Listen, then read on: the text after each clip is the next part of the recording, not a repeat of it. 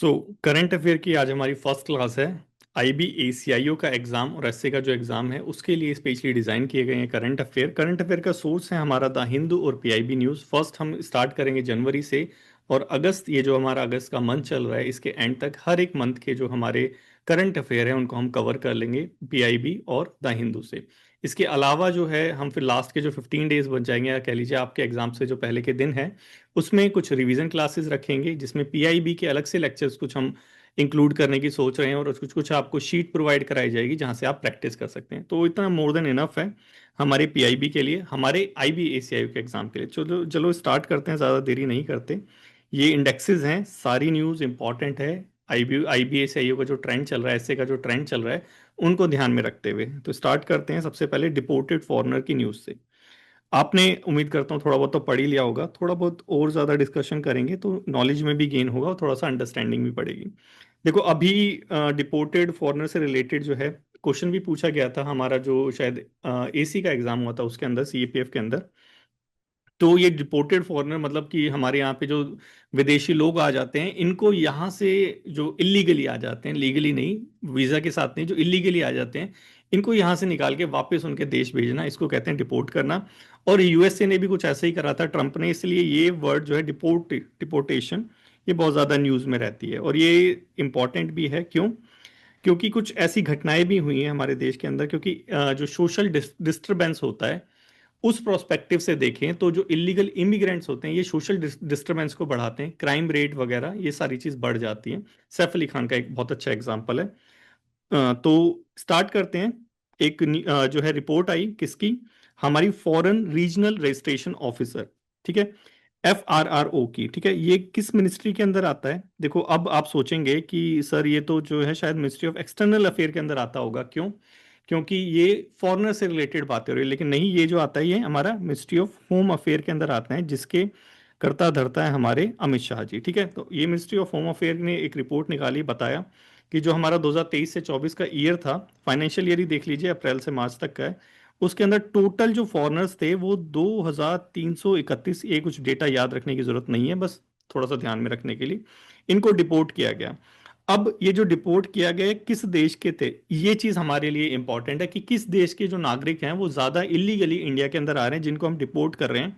तो वो है सबसे ज्यादा नाइजीरिया के। नाइजीरियंस जो हैं वो ज्यादा इंडिया में आ रहे हैं इलीगली, उनको इंडिया ने डिपोर्ट कराया। मैक्सिमम संख्या जितनी नाइजीरियन की थी, फिर उसके बाद बांग्लादेशी हो गए, फिर उसके बाद युगांडा वाले हो गए। तो इस ट्रेंड को थोड़ा सा याद रखना, टॉप पे कौन चल रहा है हमारा, नाइजीरिया, बांग्लादेश नहीं है, इसको याद रखना है। ठीक है, अब अगर विजिटर की बात करें, यही 2023 से 24 का जो ईयर है, इसमें अगर हम विजिटर की बात करें तो हम पाएंगे कि सबसे ज्यादा जो कंट्री थी जहां से इंडिया में विजिट किया गया, वो कौन से लोग थे? वो थे बांग्लादेशी। बांग्लादेश वाले जो लोग हैं इंडिया के अंदर बहुत ज्यादा एज अ टूरिस्ट आते हैं। ठीक है, उसके बाद देखी जाए तो USA, उसके बाद देखा जाए तो यूनाइटेड किंगडम। तो इस ट्रेंड को भी थोड़ा सा याद रखना कि इंडिया के अंदर जो फॉरेन विजिटर है उसमें टॉप मोस्ट कंट्री किसकी है? बांग्लादेश की, और उसके बाद US, और उसके बाद UK।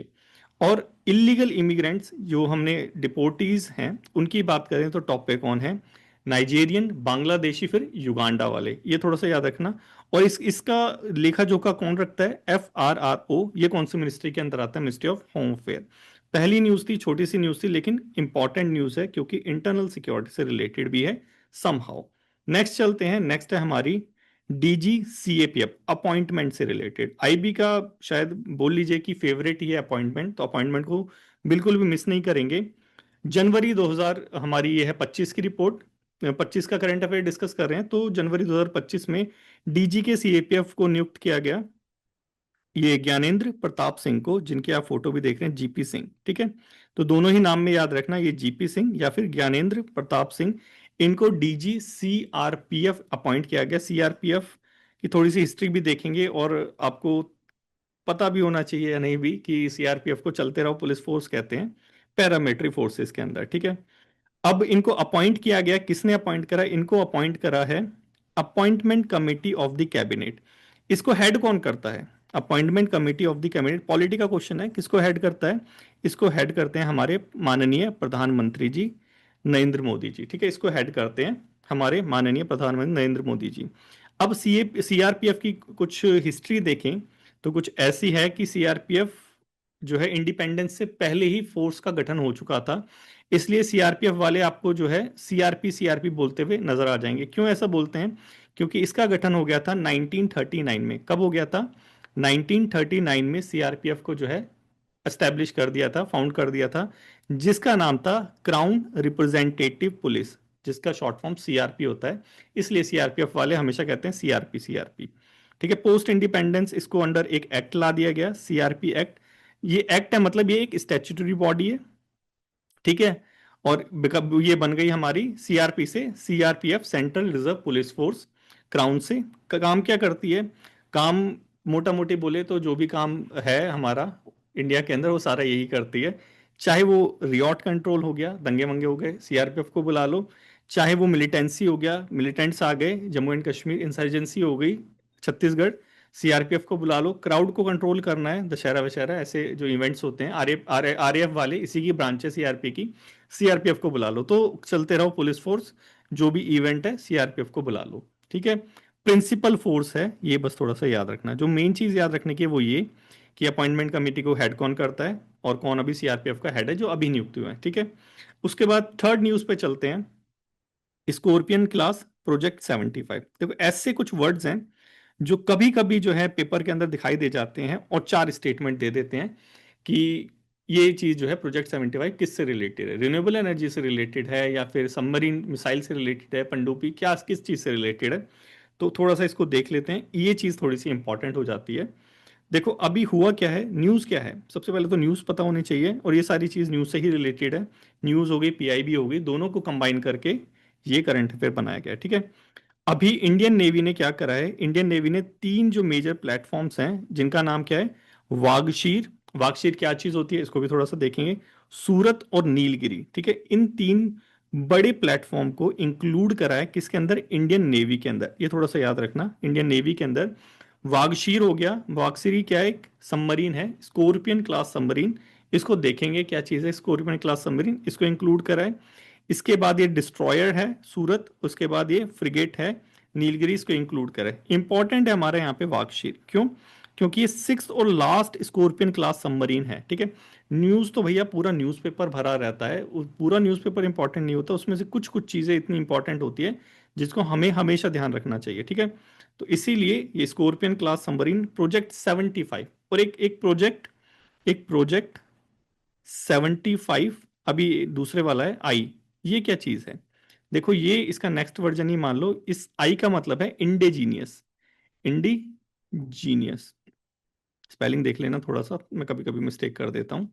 इंडिजीनियस क्लास ये जो है हमारी स्कॉर्पियन क्लास है 75 आई वाली, लेकिन हम बात कर रहे हैं अपनी 75 की, क्योंकि अभी इंडियन नेवी ने वागशी जो कि लास्ट क्लास जो है सबमरीन थी प्रोजेक्ट 75 की, इसको इंक्लूड करा है। तो हिस्टोरिक माइलस्टोन वगैरह ये सारी चीजें तो हैं ही, हमने ग्लोबल लीडर, ये सारी चीज डिफेंस मैन्युफैक्चरिंग में कुछ ना कुछ इंपॉर्टेंट कर रहे हैं, ये मतलब है। इसको याद रखने की जरूरत नहीं है, वागशीर को याद रखो। ठीक है, वागशीर है हमारी प्रोजेक्ट 75 की लास्ट क्लास। ठीक है, लास्ट क्लास है मतलब सिक्स्थ सबमरीन है, ये लिखा है ना यहाँ पे, सिक्स्थ और लास्ट स्कॉर्पियन क्लास सबमरीन है। क्या चीज है, देखो इंडिया के अंदर दो सबमरीन, सबमरीन बेसिकली जो पनडुब्बी होती है पानी के नीचे जाती है, ये देखो जैसे ये है, इतनी बड़ी पानी के नीचे जाएगी और ये थोड़ा सा ऊपर रहेगा, ये भी ऊपर रहेगा, इसके ऊपर एक एंटीना सा रहता है जिससे वो देख लेते हैं। ये सबमरीन है, तो ये जो है सिक्स क्लास जो सिक्स और लास्ट जो स्कॉर्पियन सबमरीन है वो है हमारी वागशीर, इसको इंक्लूड करा है अभी इंडियन नेवी ने। ये प्रोजेक्ट 75 के अंदर था। ठीक है, तो इंडिया ने कंस्ट्रक्ट करने के लिए इंडिजीनियस सबमरीन दो प्रोजेक्ट चलाए थे, उनमें से एक है हमारा प्रोजेक्ट 75 और एक है दूसरा हमारा प्रोजेक्ट 75 आई। तो अब अगर मैं आपसे क्वेश्चन करूं, क्या ये प्रोजेक्ट 75 जो है क्या ये इंडिजीनियस है, सारा जो मटेरियल है क्या इंडिया का है क्या?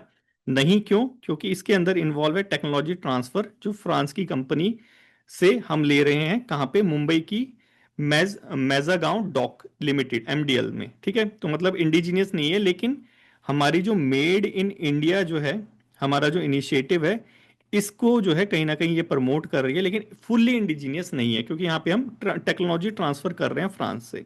ठीक है, ये दूसरी वाली जो है ये इंडिजीनियस को करेगी, लेकिन हम अभी डिस्कस कर रहे हैं प्रोजेक्ट 75। अब इस प्रोजेक्ट 75 के अंदर छह जो है स्कॉर्पियन क्लास मरीन आती है।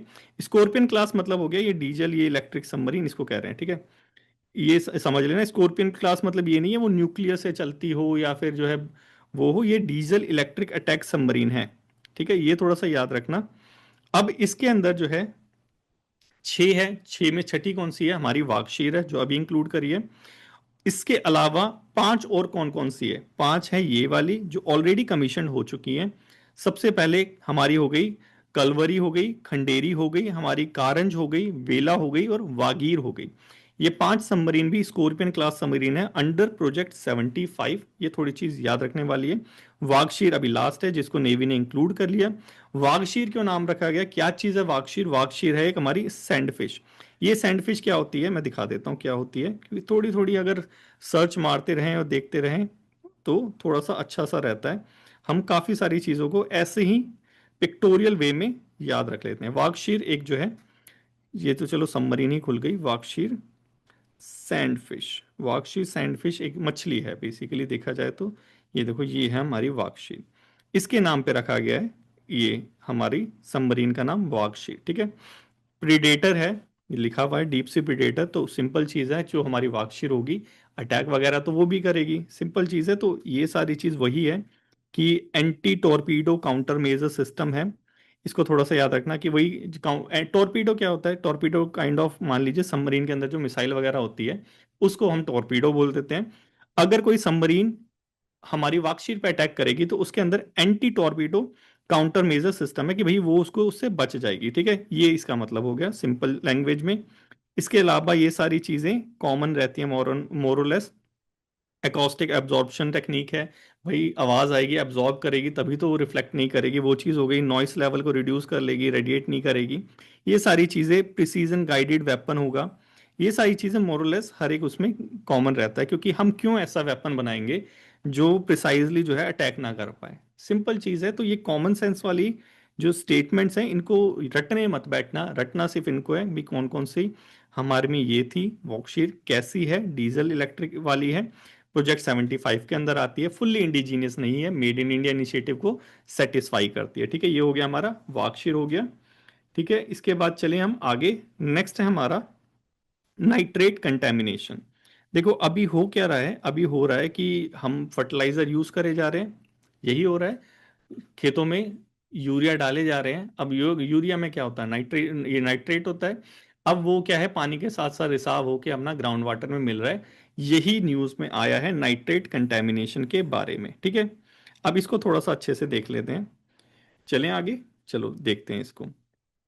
अभी ये रिपोर्ट आई, नाइट्रेट जो कंटेमिनेशन है ग्राउंड वाटर में बढ़ता जा रहा है। कितने डिस्ट्रिक्ट में रिपोर्ट किया गया है? 440 डिस्ट्रिक्ट में रिपोर्ट किया गया है। ये जो है बढ़ता जा रहा है। ये थोड़ा सा ट्रेंड जो है हमेशा हमें ध्यान में रखना होता है कि चीज जो है बढ़ रही है या घट रही है। जो रटने वाली चीज है वो थोड़ा बहुत हम समझ लेंगे उसको, और बाकी ट्रेंड को हमेशा ध्यान में रखना है। बढ़ रही है घट रही है? देखो बढ़ रही है। 2017 की रिपोर्ट कहती थी कि 359 जो है 359 डिस्ट्रिक्ट में था, अब 440 डिस्ट्रिक्ट में हो चुका है। हेल्थ हैजार्डस है या नहीं? बिल्कुल है। यंग जो चिल्ड्रन है, बच्चे हैं, वो नाइट्रेट वाला पानी पिएंगे, ग्राउंड वाटर से निकाल निकाल के पानी पिएंगे तो क्या होगा? क्या होगा? उनका ब्लू सिंड्रोम एक डिजीज होता है वो होगा। आर्सेनिक पीते हैं तो कैंसर होता है। ठीक है, ये तो भी थोड़ा याद रखने वाली चीज है, क्योंकि कहीं ना कहीं इसी से रिलेटेड क्वेश्चन पूछ लेते हैं। रीजन कौन कौन से? राजस्थान, कर्नाटका, तमिलनाडु, जहां पे हाईएस्ट जो है नाइट्रेट कंटेमिनेशन पाया गया। मतलब राजस्थान के पानी में भी, ग्राउंड वाटर में भी नाइट्रेट मिल चुका है। ठीक है, अब एक स्टेटमेंट लेट से अगर आईबी का एग्जाम देखे प्रीवियस ईयर का, तो उन्होंने कुछ ऐसा स्टेटमेंट दे रखे तो थोड़ी अंडरस्टैंडिंग वाली भी।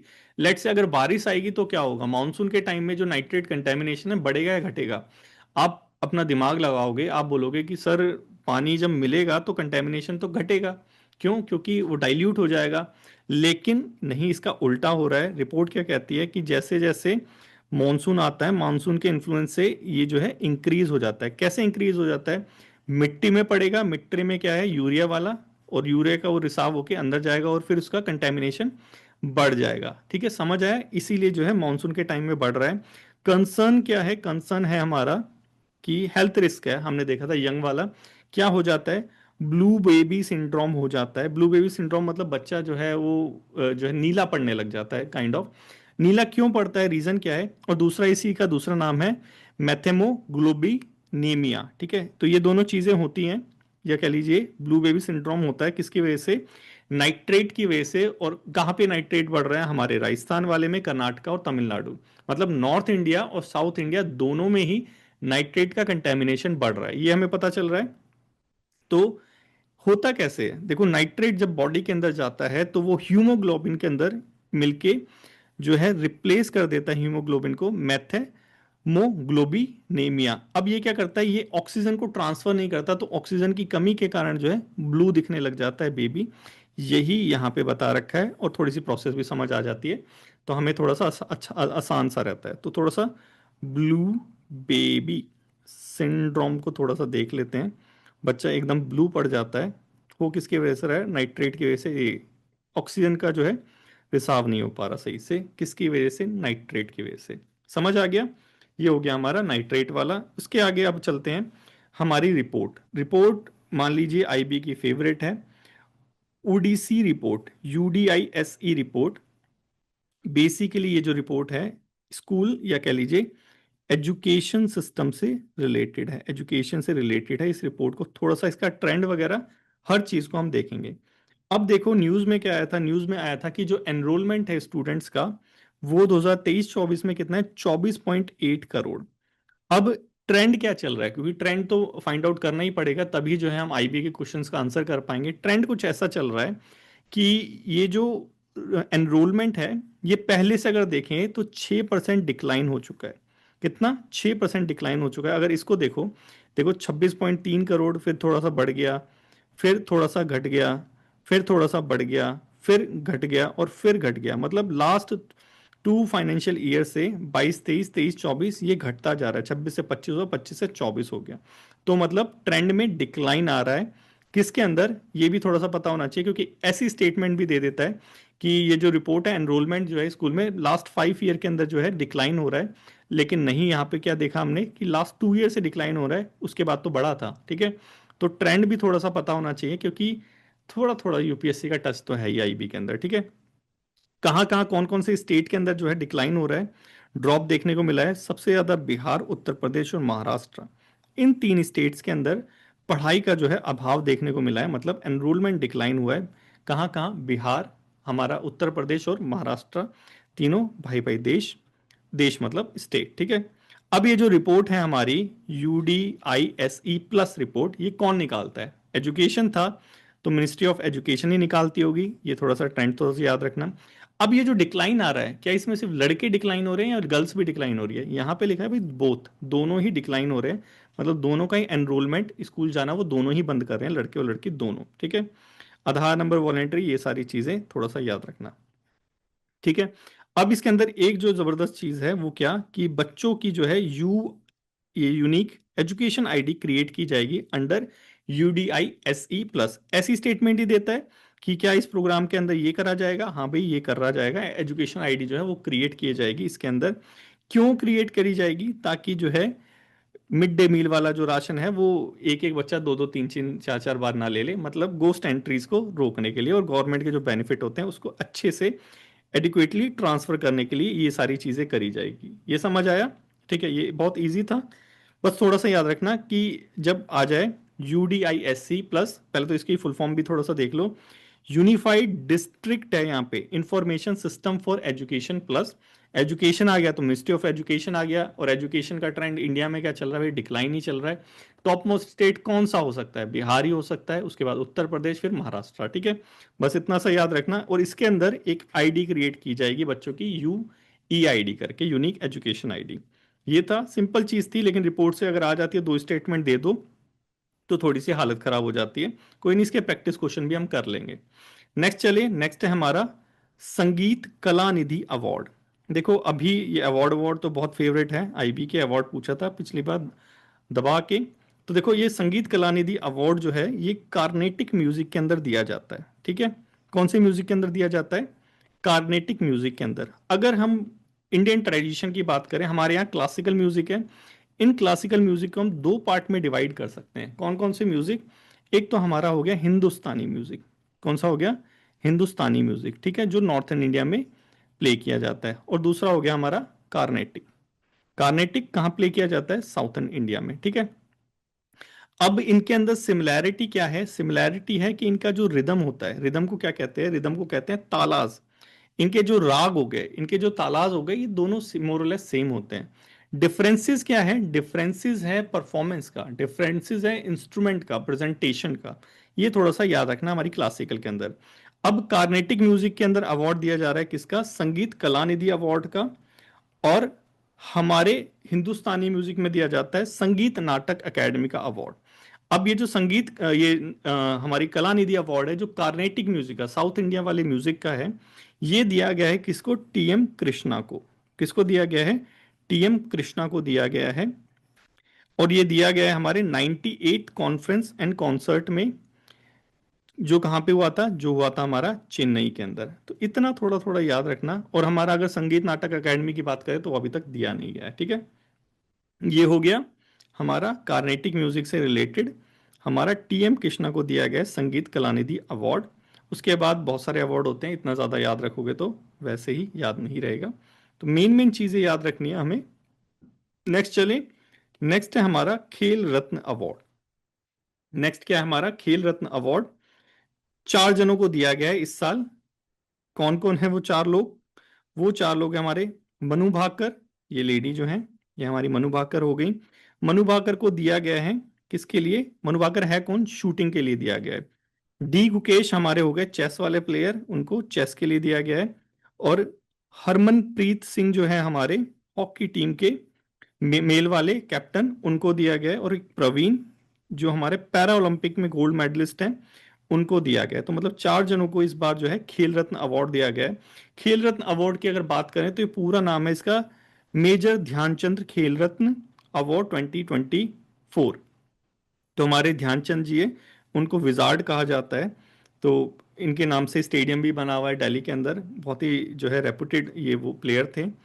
अब अगर हम बात करें किसकी? अगर हम बात करें ये जो हमारे अवार्ड दिए गए हैं, हमारे अवार्ड खेल रत्न अवार्ड, मेजर ध्यानचंद खेल रत्न अवार्ड जो दिया गया है, ये बेसिकली सिर्फ एक स्पोर्ट पर्सन को दिया जाता है एक ईयर के अंदर। ठीक है, ये स्टेटमेंट यहाँ पे थोड़ी सी इंपॉर्टेंट है क्योंकि इस बार 4 को दिया गया है। तो अगर 4 को दिया गया तो हमें ऐसा लगेगा कि भाई किसी को भी दे सकते हैं, 4 या 5 किसी को भी दे सकते हैं, लेकिन इसके अंदर सिर्फ एक स्पोर्ट पर्सन को दिया जाता है एक्सेप्शनली। ये जो है और लोगों को भी दिया जा सकता है, जैसे अभी 4 लोगों को दिया गया 1993 में, 2000, मतलब बहुत बार ऐसा हुआ है कि बहुत लोगों को भी दिया गया है, ठीक है। अब इस अवार्ड के अंदर क्या क्या दिया जाता है? देखो, सर्टिफिकेट तो देंगे ही, मेडल तो देंगे ही, प्लस इसके साथ 25 लाख रुपए की राशि भी दी जाती है। ये थोड़ा सा याद रख लेना, 25 लाख रुपए की राशि भी दी जाती है मेजर ध्यानचंद अवार्ड के अंदर, खेल रत्न अवार्ड जो टॉप मोस्ट अवार्ड है स्पोर्ट्स के अंदर। ठीक है, ये हो गया हमारा। कौन देता है इसको? इसको देती है ministry of youth and sports वाली, जो हमारी मिनिस्ट्री है, यूथ अफेयर एंड स्पोर्ट्स वाली, यूथ अफेयर एंड स्पोर्ट्स वाली जो मिनिस्ट्री है, ये हमारे ये जो मेजर ध्यानचंद खेल रत्न अवार्ड है ये देती है मिनिस्ट्री, ठीक है। ये थोड़ा सा याद रखना। इसके बाद अलग अलग दिया गया, अर्जुन अवार्ड दिया गया 16 पैरा ओलंपिक्स को। द्रोणाचार्य अवार्ड दिया गया है, कोचिंग एक्सपर्ट को दिया जाता है द्रोणाचार्य अवार्ड। इसी के रिसिपिएंट 3 हैं, एक तो दीपाली देश पांडे हो गई, संदीप सांगवान और सुभाष राणा। और इसके बाद जो अकेडमी का वाला अवार्ड है वो दिया गया है मौलाना अब्दुल कलाम आजाद ट्रॉफी। ये दिया गया है बेस्ट यूनिवर्सिटी को, जो है हमारी चंडीगढ़ यूनिवर्सिटी, उसको दिया गया है हमारा मौलाना अब्दुल कलाम आजाद ट्रॉफी अवार्ड, ठीक है। ये थोड़ा थोड़ा याद रखने वाली चीजें हैं ये अवार्ड। और ये सारी चीजें 25 लाख की राशि खेल रत्न अवार्ड। नेक्स्ट चलें। नेक्स्ट है न्यू काउंटीज। न्यू काउंटीज मतलब चाइना हरकतें तो करता ही रहता है, तो इसको थोड़ा सा अच्छे से देखेंगे, ठीक है। थोड़ा सा मैप वगैरह यहाँ पे देखेंगे। लोकेशन जो है वो भी इंपॉर्टेंट रोल प्ले करता है हमारे IBA ACIO के एग्जाम के अंदर। लोकेशन बेस्ड भी कभी कभी क्वेश्चन पूछ लेता है, ठीक है। अब देखो, ये जो लोकेशन है ये हमें अच्छे से पता होनी चाहिए। ये है हमारा पाकिस्तान एडमिनिस्ट्रेटिव कश्मीर, POK कहते हैं, ऑक्यूपाइड कश्मीर है, POK, ठीक है। पाकिस्तान ऑक्यूपाइड कश्मीर मतलब ये पाकिस्तानी लोगों ने यहाँ पे कब्जा कर लिया है। ये है हमारा LAC, line of actual control, ठीक है। ये जो चाइना वालों ने, ये 1962 की जो हमारी वॉर हुई थी इंडिया और चाइना में, तो चाइना ने क्या करा था कि हमें यहां से धकेल के यहां तक लेके आ गए थे, और यही अब बन गई है क्या, एलएसी। यही क्या बन गई है अब, एलएसी। ये जो दिख रही है, जो मैं रेड लाइन कर रहा हूँ, ये है हमारी लाइन ऑफ एक्चुअल कंट्रोल, ये है लाइन ऑफ कंट्रोल, ठीक है। ये वाली जो दिख रही है आपको, ये लाइन ऑफ कंट्रोल है, ये लाइन ऑफ एक्चुअल कंट्रोल है, ठीक है। ये जो वैली है, इसका नाम क्या है, इसका नाम है शशगाम वैली। इसका नाम है शश शशगाम वैली, शशगाम वैली, ठीक है। इस वैली को थोड़ा सा याद रखना। ये वैली की क्या कहानी है, ये वैली इंडिया के पास नहीं है, ये वैली पाकिस्तानियों ने इसको जो है ऑक्यूपाइड कर लिया था। उसके बाद इन्होंने गिफ्ट कर दिया चाइना को। तो ये कुछ कहानी है हमारी किसकी, पाकिस्तान ऑक्यूपाइड कश्मीर और एलएसी वगैरह की, 1962 वॉर, इसके साथ भी वो चीज़ हुई थी। इसने कब्जा कर लिया था हमारे ऊपर, ठीक है। अब इसके अंदर जो इंपॉर्टेंट चीज़ है, थोड़ी थोड़ी पहले देख लेते हैं, उसके बाद न्यू काउंटीज के पास चलेंगे हम। इसमें इंपॉर्टेंट चीज है वो क्या, यहाँ पे हम एक रोड बना रहे हैं। देखो अभी यहाँ पे गलवान वैली में क्लैश हुआ था ना, उसका रीजन बेसिकली ये था, यहाँ पे हम एक रोड बना रहे हैं जो इसके साथ साथ जा रहा है। क्यों, क्योंकि हम हमारी फोर्स को जो है एकदम स्मूथ जो है एक्सेस प्रोवाइड कराने का। इस रोड का नाम क्या है, इस रोड का नाम क्या है, इस रोड का नाम है दौलत दौलत बेग ओल्डी रोड। दौलत बेग ओल्डी रोड इस रोड का नाम है, जो लाइन ऑफ एक्चुअल कंट्रोल से एकदम पैरेलल जाता है, ठीक है, एकदम पैरेलल जाता है, इसके इसके पैरेलल है। इसी की वजह से यहाँ पे जो है वो हुआ था सारा ड्रामा। इस रोड का स्टार्टिंग पॉइंट और एंड पॉइंट क्या है, स्टार्टिंग पॉइंट है, मैंने यहाँ पे अपना जब लिखा था तो वो थोड़ी सारी चीज लिखी थी, ये दौलत बेग ही इसका स्टार्टिंग पॉइंट है। इसका एंड पॉइंट है डुर बुक। इसका एंड पॉइंट क्या है, डुर बुक, ठीक है। ये थोड़ी थोड़ी चीजें आपको थोड़ा सा पता होनी चाहिए। अब ये जो न्यू टू काउंटीज है, जो न्यूज के अंदर थी, क्योंकि न्यूज से रिलेटेड चीजें तो पता होनी चाहिए ना, जो न्यूज के अंदर थी उसको थोड़ा सा देख लेते हैं कि अभी हुआ क्या है। चाइना हमेशा हरकत करता है, तो इसने दो जो है अपने कह लीजिए डिस्ट्रिक्ट घोषित करी है, हेन और हैकेंग, हेन और हैकेंग। ये दोनों चीज जो है ये which include part of the Aksai चीन, ठीक है। ये अक्साई चीन के अंदर है। अक्साई चीन कौन सा एरिया है, यही वाला जो एरिया है, ये जो चाइना वालों ने हमसे कब्जा लिया है, कब्जा कर लिया है, इसको ही हम अक्साई चीन कहते हैं, ठीक है। यही अक्साई चीन वाला एरिया है। इसी के अंदर उसने दो न्यू काउंटीज करी है, तो इसीलिए जो है इंडिया जो है प्रोटेस्ट कर रहा है कि ये एरिया तो हमारा है, तुमने जो है इसको कैप्चर कर रखा है, लेकिन कैप्चर कर रखा है, एडमिनिस्ट्रेट तुम करते हो, तुम इसको संभालते हो, सारी चीज तुम करते हो, लेकिन है तो ये हमारा, तो तुम कैसे इसमें जो है यूनिलैटरली चेंज कर सकते हो। वो सारा जिस प्रोटेस्ट की बात रहती है, जब उसने कब्जा ही कर रखा है तो उसी का हो गया एक तरह से। ये एक इंटरनेशनल स्टेटमेंट, कुछ वर्ल्ड बैंक का कुछ डिसीजन आया था, तब ऐसा बोला था कि जो एडमिनिस्टर करता है वही उसका एरिया। जैसे हमारा जो चाइना कहता है साउथ तिब्बत, हमारा अरुणाचल प्रदेश जो है, चाइना कहता है कि ये हमारा मेरा साउथ तिब्बत है, लेकिन ये एडमिनिस्टर हम करते हैं तो ये हमारा है। ऐसा कुछ स्टेटमेंट आया था वर्ल्ड बैंक की तरफ से, वर्ल्ड बैंक या इंटरनेशनल कोई बॉडीज थी उसकी तरफ से स्टेटमेंट आया था। यूएन का शायद हो सकता है, यूएन का था, लेकिन ऐसा कुछ स्टेटमेंट आया था, ठीक है। अब इधर रहते हैं दो न्यू काउंटीज, इसके नाम थोड़ा सा याद रखना है, हैकेंग और हीन। हीन और हैकेंग ये दो न्यू काउंटीज है, कहाँ पे है, एक्साई चीन के अंदर बनाई है। अक्साई चीन क्यों इंपॉर्टेंट है, ठीक है, ये सारी चीज ऐसे ही है। ये चीज जो याद रखने वाली चीज है वो याद रखो, ठीक है। ये जो अक्साई चीन है ये क्यों इंपॉर्टेंट है, ये अक्साई चीन इसलिए इंपॉर्टेंट है क्योंकि यहां से चाइना जो है डायरेक्टली रोड लेके आता है, जो रोड किसको कनेक्ट करता है, इसका एक जिनजियांग प्रोविंस है, उइगुर रहमान जो वो थे चाइनीज मुस्लिम जो थे, जिनको वो कैप्चर करके उनको वो सारा कर रहा था, जेल के अंदर बंद करके उनको रिनोवेट कर रहा था, ऐसे करके कुछ आया था जिनजियांग। और यहाँ पे तिब्बत, तो तिब्बत और जिनजियांग को डायरेक्टली कनेक्ट करता है ये अक्साई चीन वाला एरिया थ्रू अ रोड। तो इसीलिए चाइना के लिए ये अक्साई चीन वाला एरिया इंपॉर्टेंट है स्मूथ कनेक्शन के लिए, क्योंकि ये पहाड़ी एरिया है, समझ गए। ये वाली बात हो गई पूरी। इसके बाद चलें कुछ आगे। इसके बाद यहाँ तो ये हो गया लोकेशन अक्साई चीन की, हमने देख ही ली। ये लद्दाख में आता है, नॉर्थ वेस्टर्न इंडिया के अंदर आता है, ठीक है।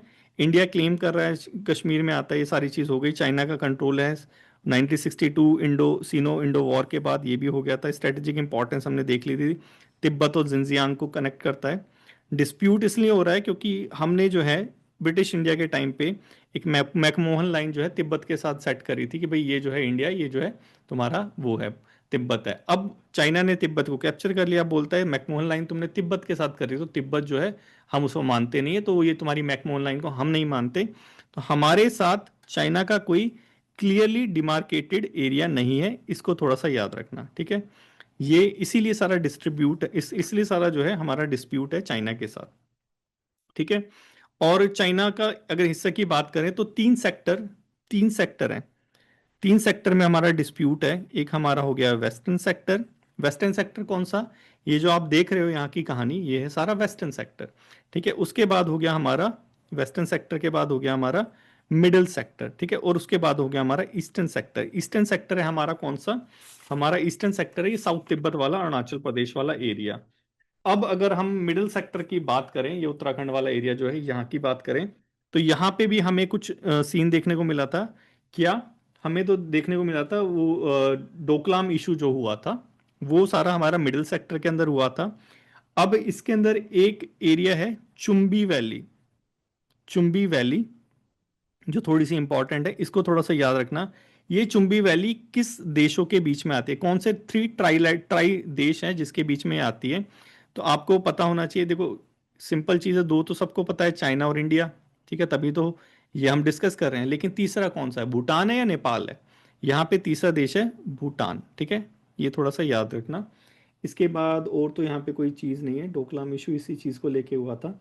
क्यों ये चीज़, क्यों मिडिल सेक्टर में, क्यों जो है हम इस चुंबी वैली को प्रोटेक्ट कर रहे थे? डोकलाम वाला इशू जो हुआ था, क्योंकि हमारा एक चिकन नेक है। चिकन नेक कौन से स्टेट के अंदर है? Chicken neck. चिकन नेक क्या है? चिकन नेक बेसिकली है, एक मिनट दिखा दूं तुम्हें तो ज़्यादा अच्छे से याद रख पाओगे, कि चिकन ना आ जाए यहाँ पे। Chicken neck. चिकन नेक देखो, दो चीज़ों के लिए इंपॉर्टेंट है। ये देखो, ये दिख रहा है।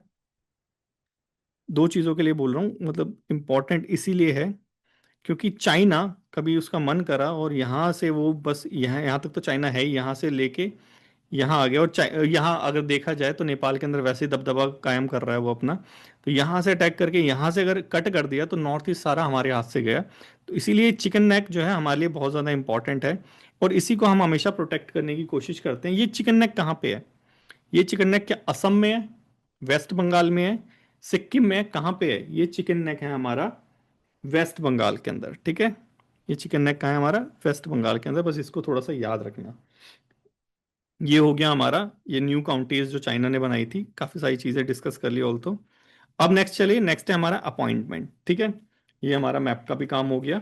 नेक्स्ट है हमारा अपॉइंटमेंट डीजीसीए की। और लास्ट ईयर तो क्वेश्चन पूछ ही लिया था, लेकिन दोबारे नया अपॉइंटमेंट हो गया डीजीसीए का। कौन आया अभी डीजीसीए? डीजीसीए आया हमारे फैज अहमद किदवई, जो हमारे आईएएस ऑफिसर हैं 1996 के बैच के।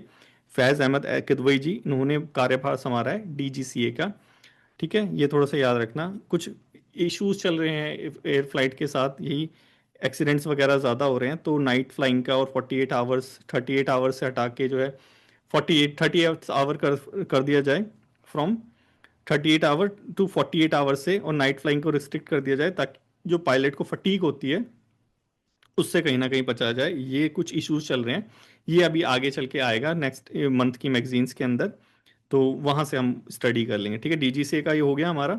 नेक्स्ट चलिए, नेक्स्ट है हमारी इंडस वैली सिविलाइजेशन, ठीक है। नेक्स्ट क्या है हमारी? Indus Valley civilisation. अब देखो ये क्यों न्यूज में आया? न्यूज में देखो ऐसे ही हम कुछ कुछ भी चीज़ है ना डिस्कस नहीं कर रहे, सारी चीज न्यूज के अंदर है, इसीलिए हम डिस्कस कर रहे हैं। ये चीज हमेशा याद रखना। इंडस वैली सिविलाइजेशन क्यों ये इंपॉर्टेंट है? क्योंकि अभी जो है हमारे जो स्टालिन है, स्टालिन कौन है? स्टालिन है हमारे तमिलनाडु के मुख्यमंत्री जी, सीएम, ठीक है। उन्होंने बोला है कि भैया $1 मिलियन तुम मेरे से ले जाओ, बस ये जो इंडस वैली की जो स्क्रिप्ट है उसको तुम डेसिफर कर दो, उसको तुम बता दो कि क्या लिखा हुआ है वहां पे। क्योंकि अभी तक जो है हम उसको भेद नहीं पाए हैं, क्या लिखा हुआ है, क्या वो करते थे, वो सारी चीज अभी भी हमारे लिए जो है एकदम धूमिल वैसे है, ब्लर है। क्योंकि हमने उनकी जो स्क्रिप्ट है अभी तक उसको डेसिफर नहीं करा है, डिकोड नहीं करा है। डेसिफर मतलब डिकोड नहीं करा है अभी तक, इसलिए अभी भाई हम परेशान हैं। हमारे तमिलनाडु के स्टालिन जी बोल रहे हैं करो कोई और 1 मिलियन मेरे से ले जाओ, ठीक है। ये सारी चीज हुई है। तो इंडस वैली सिविलाइजेशन के बारे में छोटी छोटी चीजें थोड़ा सा देख लेते हैं, की फीचर्स वगैरह जो कहीं से क्वेश्चन आ जाता है, तो वैसी सारी चीजें देख लेनी चाहिए। क्योंकि डायरेक्टली कभी क्वेश्चन नहीं आते तो इनडायरेक्टली आ जाते हैं, तो दोनों चीजों को ही हमें देखना है। अर्बन प्लानिंग, ठीक है, अर्बन प्लानिंग कैसी थी, सभी को पता है भाई, एडवांस्ड सिविलाइज्ड अर्बन प्लानिंग थी। एकदम ग्रिड के आकार में वो गलियां जाती थी, पक्के रोड थे और सारी चीजें थी, लैंप वगैरह रहता था, नालियां थी, वो सारी चीजें थी। तो यही सारी सारी चीजें यहाँ पे बता रखे। ड्रेनेज सिस्टम हो गया, ग्रिड लेआउट हो गया, पब्लिक बाथ हो गया, ग्रेट बाथ, ये सारी चीजें थी। आर्किटेक्चर कैसा था, बेक्ड ब्रिक्स थी। क्या थी, बेक्ड ब्रिक्स थी, मतलब पक्की हुई जो है वहां पे ईंटें थी। वेट एंड मेजर्स वाला 16 आने वाला वो सारा सिस्टम था, यूनिफॉर्म था एकदम। इकोनॉमी कैसी थी, एग्रेनियन बेस्ड इकोनॉमी थी। ट्रेड वगैरह वो करते थे, लॉन्ग डिस्टेंस ट्रेड किसके साथ करते थे, मेसोपोटामिया और अदर रीजन्स हो गए। मेसोपोटामिया किस रीजन का नाम है ये बताओ भाई, ईरान या इराक? देखो, इराक हो गया और कुछ अदर रीजन हो गए, सीरिया हो गया, ईरान हो गया, ये सारे मिला के इसको मेसोपोटामिया कहते हैं। क्राफ्टमैनशिप कैसी थी, पोइट्री तो हम देखने को मिलती है, स्टेलेटाइट की सील हमें देखने को मिलती है, वो पशुपति शिव वाली सील हो गई। ज्वेलरी वगैरह वो बीड्स नट हो गए, एक जो लापिस लजूली, एक जो मणि सी थी ब्लू कलर की, वो सारी चीजें यहाँ पे देखती है, जो कि ट्रेड को भी कहीं ना कहीं प्रूव करता है कि भाई हम ट्रेड करते थे। राइटिंग स्टाइल था भाई, राइटिंग सिस्टम तो था, लेकिन अभी तक उसको हम डेसिफर नहीं कर पाए, इसीलिए जो है तमिलनाडु के जो सीएम है वो बोल रहे हैं 1 मिलियन ले जाओ और इसको डेसिफर कर दो।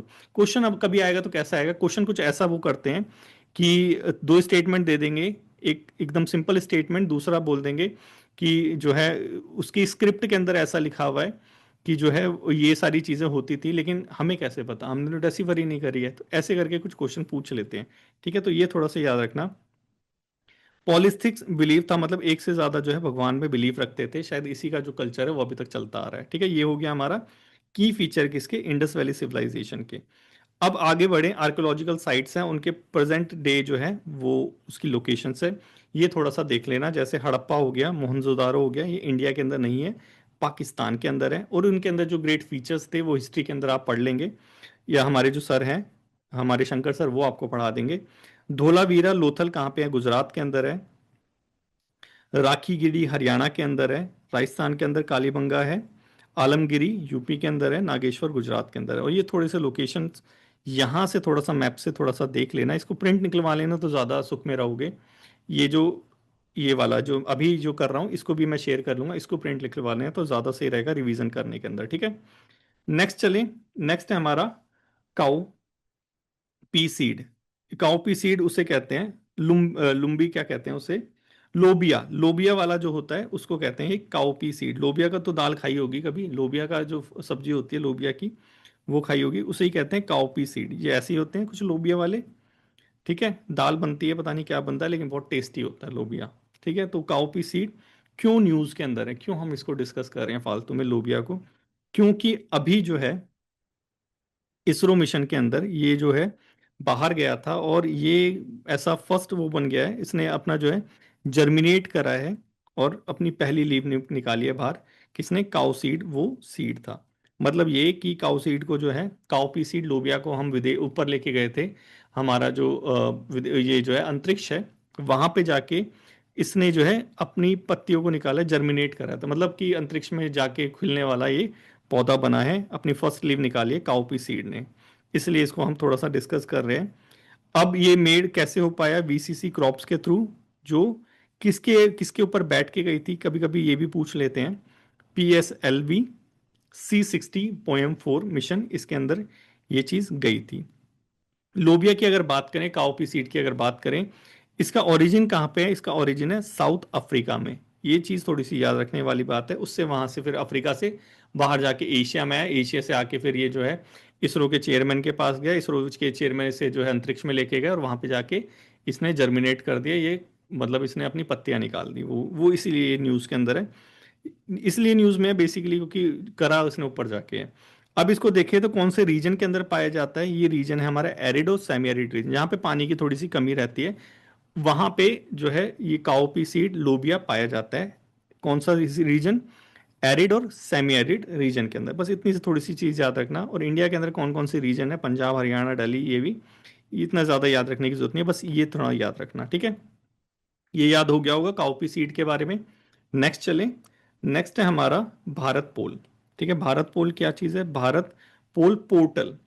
तो हमारे जो अ, अमित शाह जी हैं, होम अफेयर मिनिस्टर के मिनिस्टर, उन्होंने बेसिकली अभी एक लॉन्च करा है पोर्टल, जिसका नाम है भारत पोल पोर्टल। क्या चीज़ है ये?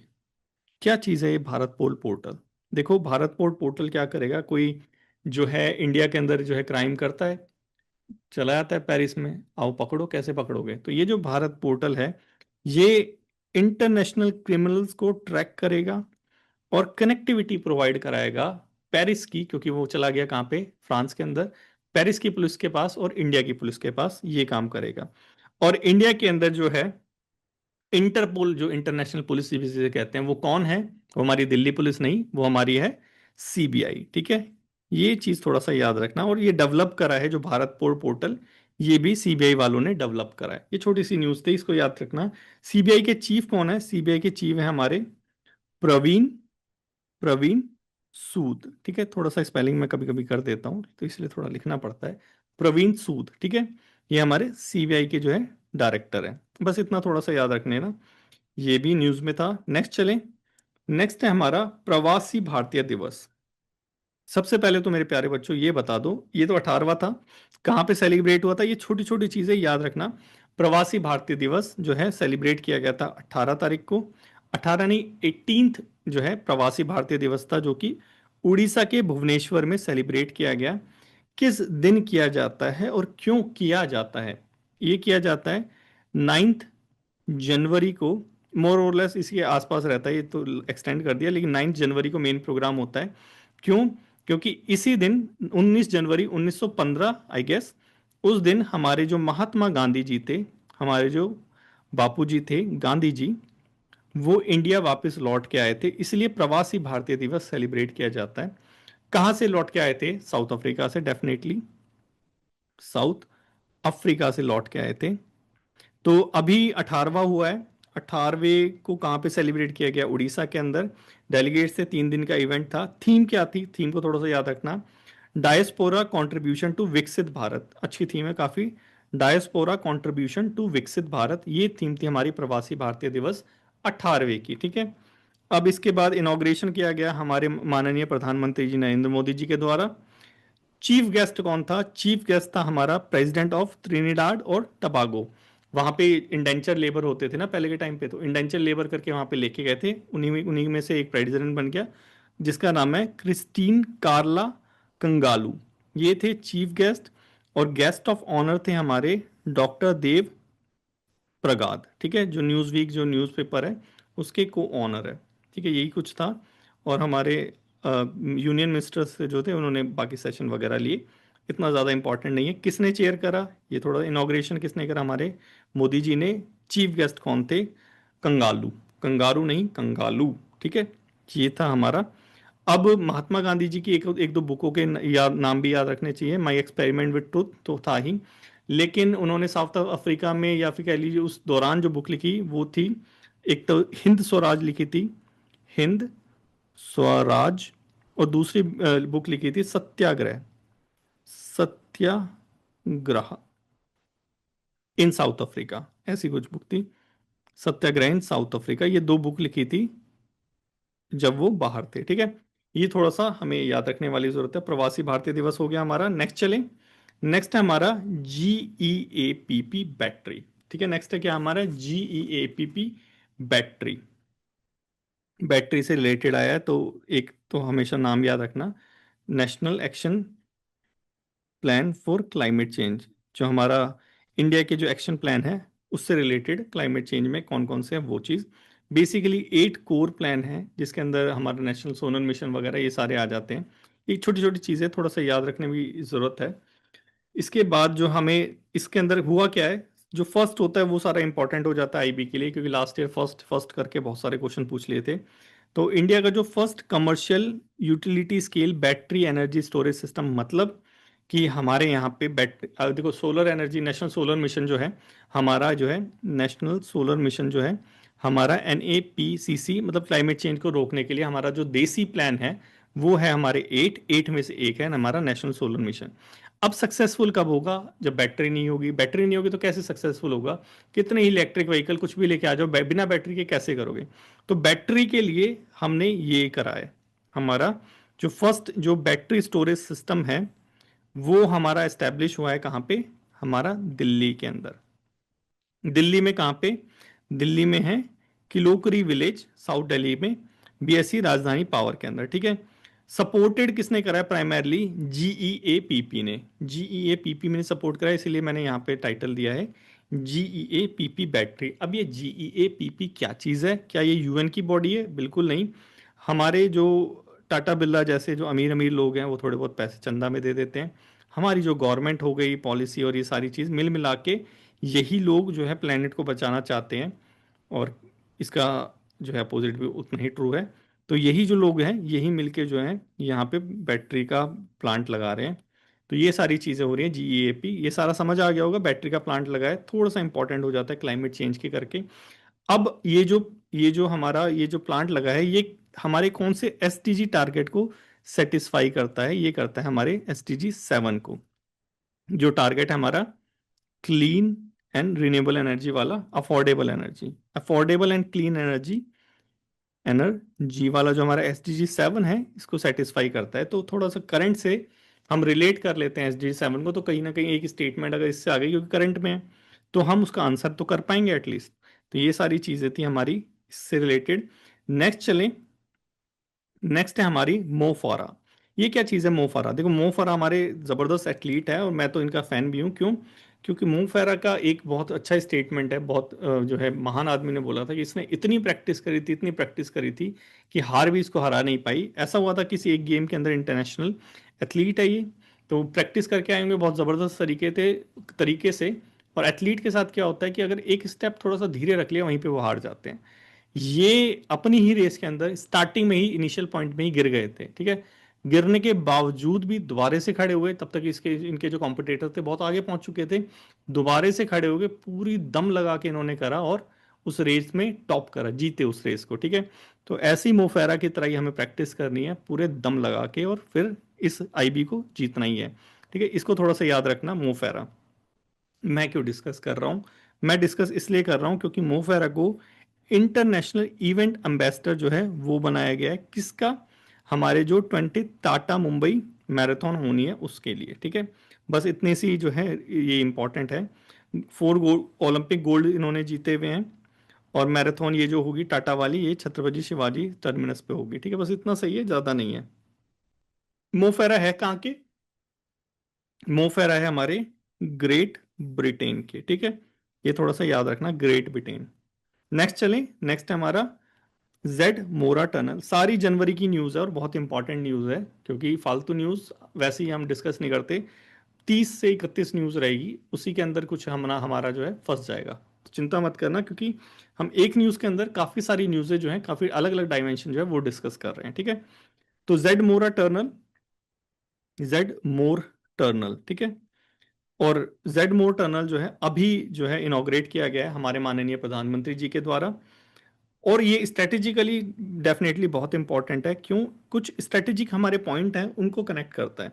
बेसिकली ये जो टनल है ये क्या करेगा, हमें 24x7 या कह लीजिए 12 महीने जो है कनेक्टिविटी प्रोवाइड कराएगा कश्मीर और लद्दाख की। अब थोड़ा इस पिक्टोरियल के थ्रू समझ लेते हैं, डायग्राम के थ्रू समझ लेते हैं। इसी से हमें ज़्यादा समझ आता है। देखो ये दिख रहा है, ये है हमारा श्रीनगर, ये है हमारा कारगिल। इंपॉर्टेंट है या नहीं है? डेफिनेटली कारगिल में तो वॉर हुई थी, स्ट्रेटेजिक पॉइंट ऑफ व्यू है, स्ट्रेटेजिक पॉइंट है हमारा। अब क्या होता है कि सर्दियों के दिनों में बर्फ पड़ जाती है, रोड यहाँ पे जाम हो जाता है, और सर्दियों के दिनों में पाकिस्तानी लोग यहाँ पे आके अपने प्रॉक्सी टेररिस्ट से अटैक करवा देते हैं और सप्लाई बंद हो जाती है। बेसिकली ये होता है। तो इसका सॉल्यूशन हमने देखा कि इसका सॉल्यूशन है कि टनल डेवलप की जाए पहाड़ों के अंदर खुदाई करके, ठीक है। तो वही हमारी 2 टनल डेवलप हुई है। एक तो जेड मोरा टनल जिसका अभी इनॉग्रेशन हमारे माननीय प्रधानमंत्री जी ने कराए। दूसरी हमारी है जोजिला टनल। दोनों इंपॉर्टेंट है स्ट्रेटेजिक पॉइंट ऑफ व्यू से। किसको किससे कनेक्ट करती है? अगर ब्रॉडली देखें तो श्रीनगर से कारगिल वाली जो एक पूरी रोड है, स्ट्रेटेजिक रोड है, उस पे 2 हमारी टनल है, एक जोजिला और एक हमारी जेड मोरा टनल, ठीक है। इन दोनों को कनेक्ट करती है। अब एक एक टनल को देख लेते हैं। ये हमारी हो गई जेड मोरा टनल, ठीक है। जेड मोना टनल किसको किससे कनेक्ट करती है? अगर शॉर्ट पॉइंट में देखें तो ये सोनमर्ग को कनेक्ट करती है, किससे? कंगन से। किसको कनेक्ट करती है? सोनमर्ग को कंगन से कनेक्ट करती है। वैसी जोजिला टनल करती है मीनामार्ग को, किससे कनेक्ट करती है? बलाटला से, बालटाल से या बलाटला से कनेक्ट करती है। जोजिला पास भी यहीं पे ही है, ठीक है। ये हो गया हमारा ये वाला जेड मोरा टनल और जोजिला टनल, ठीक है। यही कुछ यहाँ पे बता रखा है, ऑल वेदर एक्सेस और ये वो सारी चीजें, ठीक है।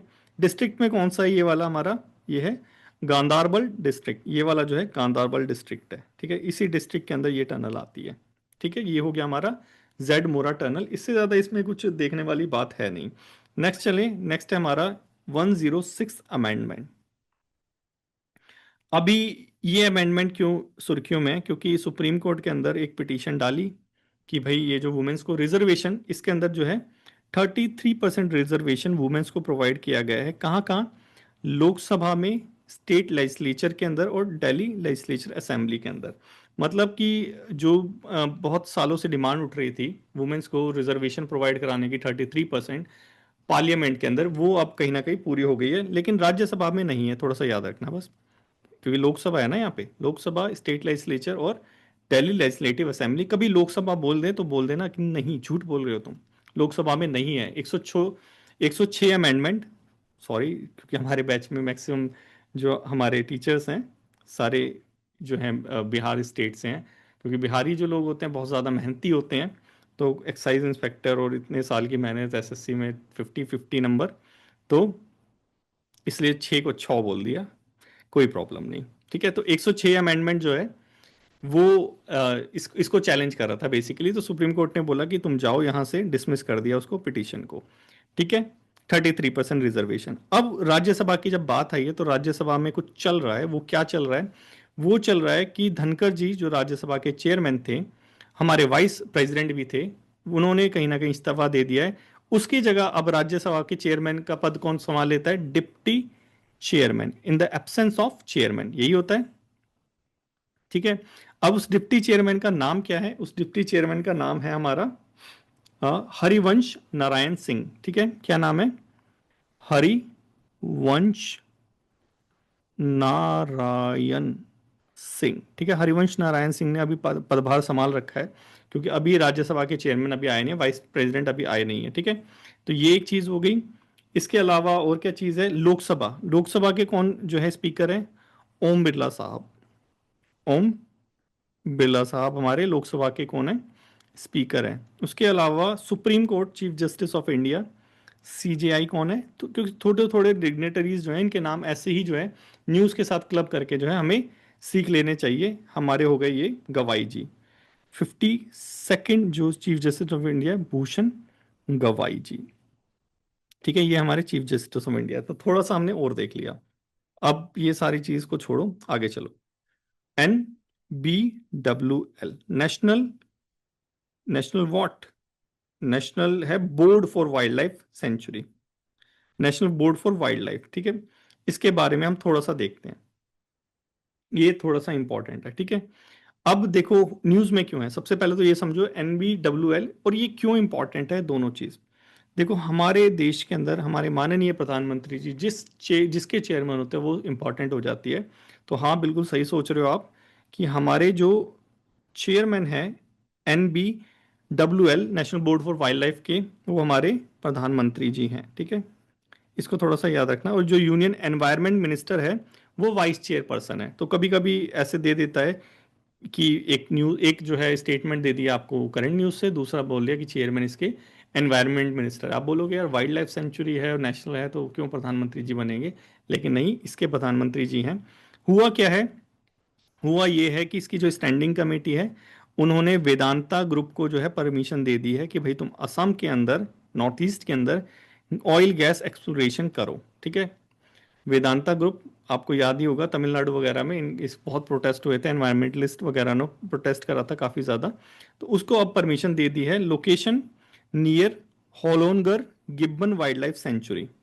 इस और ये कहाँ पे है? ये वाइल्ड लाइफ सेंचुरी हमारी असम में, ठीक है। तो ये वाइल्ड लाइफ सेंचुरी भी इंपॉर्टेंट हो गई, ये असम में है। और एक हॉलक गिब्बन होता है, ठीक है। एक होता है हॉलक गिब्बन, स्पेलिंग है इसकी हॉलक गिब्बन, ठीक है। ये जो हॉलक गिब्बन है ये इंडिया में एकमात्र जो है एप है जो पाया जाता है। और कहाँ पाया जाता है अब बताने की जरूरत नहीं, कोई बोले कि हॉलक गिब्बन जो है एक एंडेंजर्ड स्पीशीज है, एंडेंजर्ड।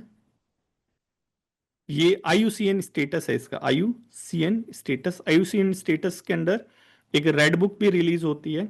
आईयूसीएन एक रेड बुक रिलीज करता है, उसके अंदर बताता है कि कौन सी जो प्रजाति है किस कैटेगरी में आती है। तो उसी के अंदर ये जो हमारा हॉलक गिब्बन है जो कि एकमात्र ऐप है, ओनली ऐप इन इंडिया, जो पाया जाता है कहाँ पे, नॉर्थ ईस्ट के अंदर, क्योंकि ये कहाँ पे है, असम में, ठीक है। तो ये थी एंडेंजर्ड कैटेगरी में आता है ये सारा।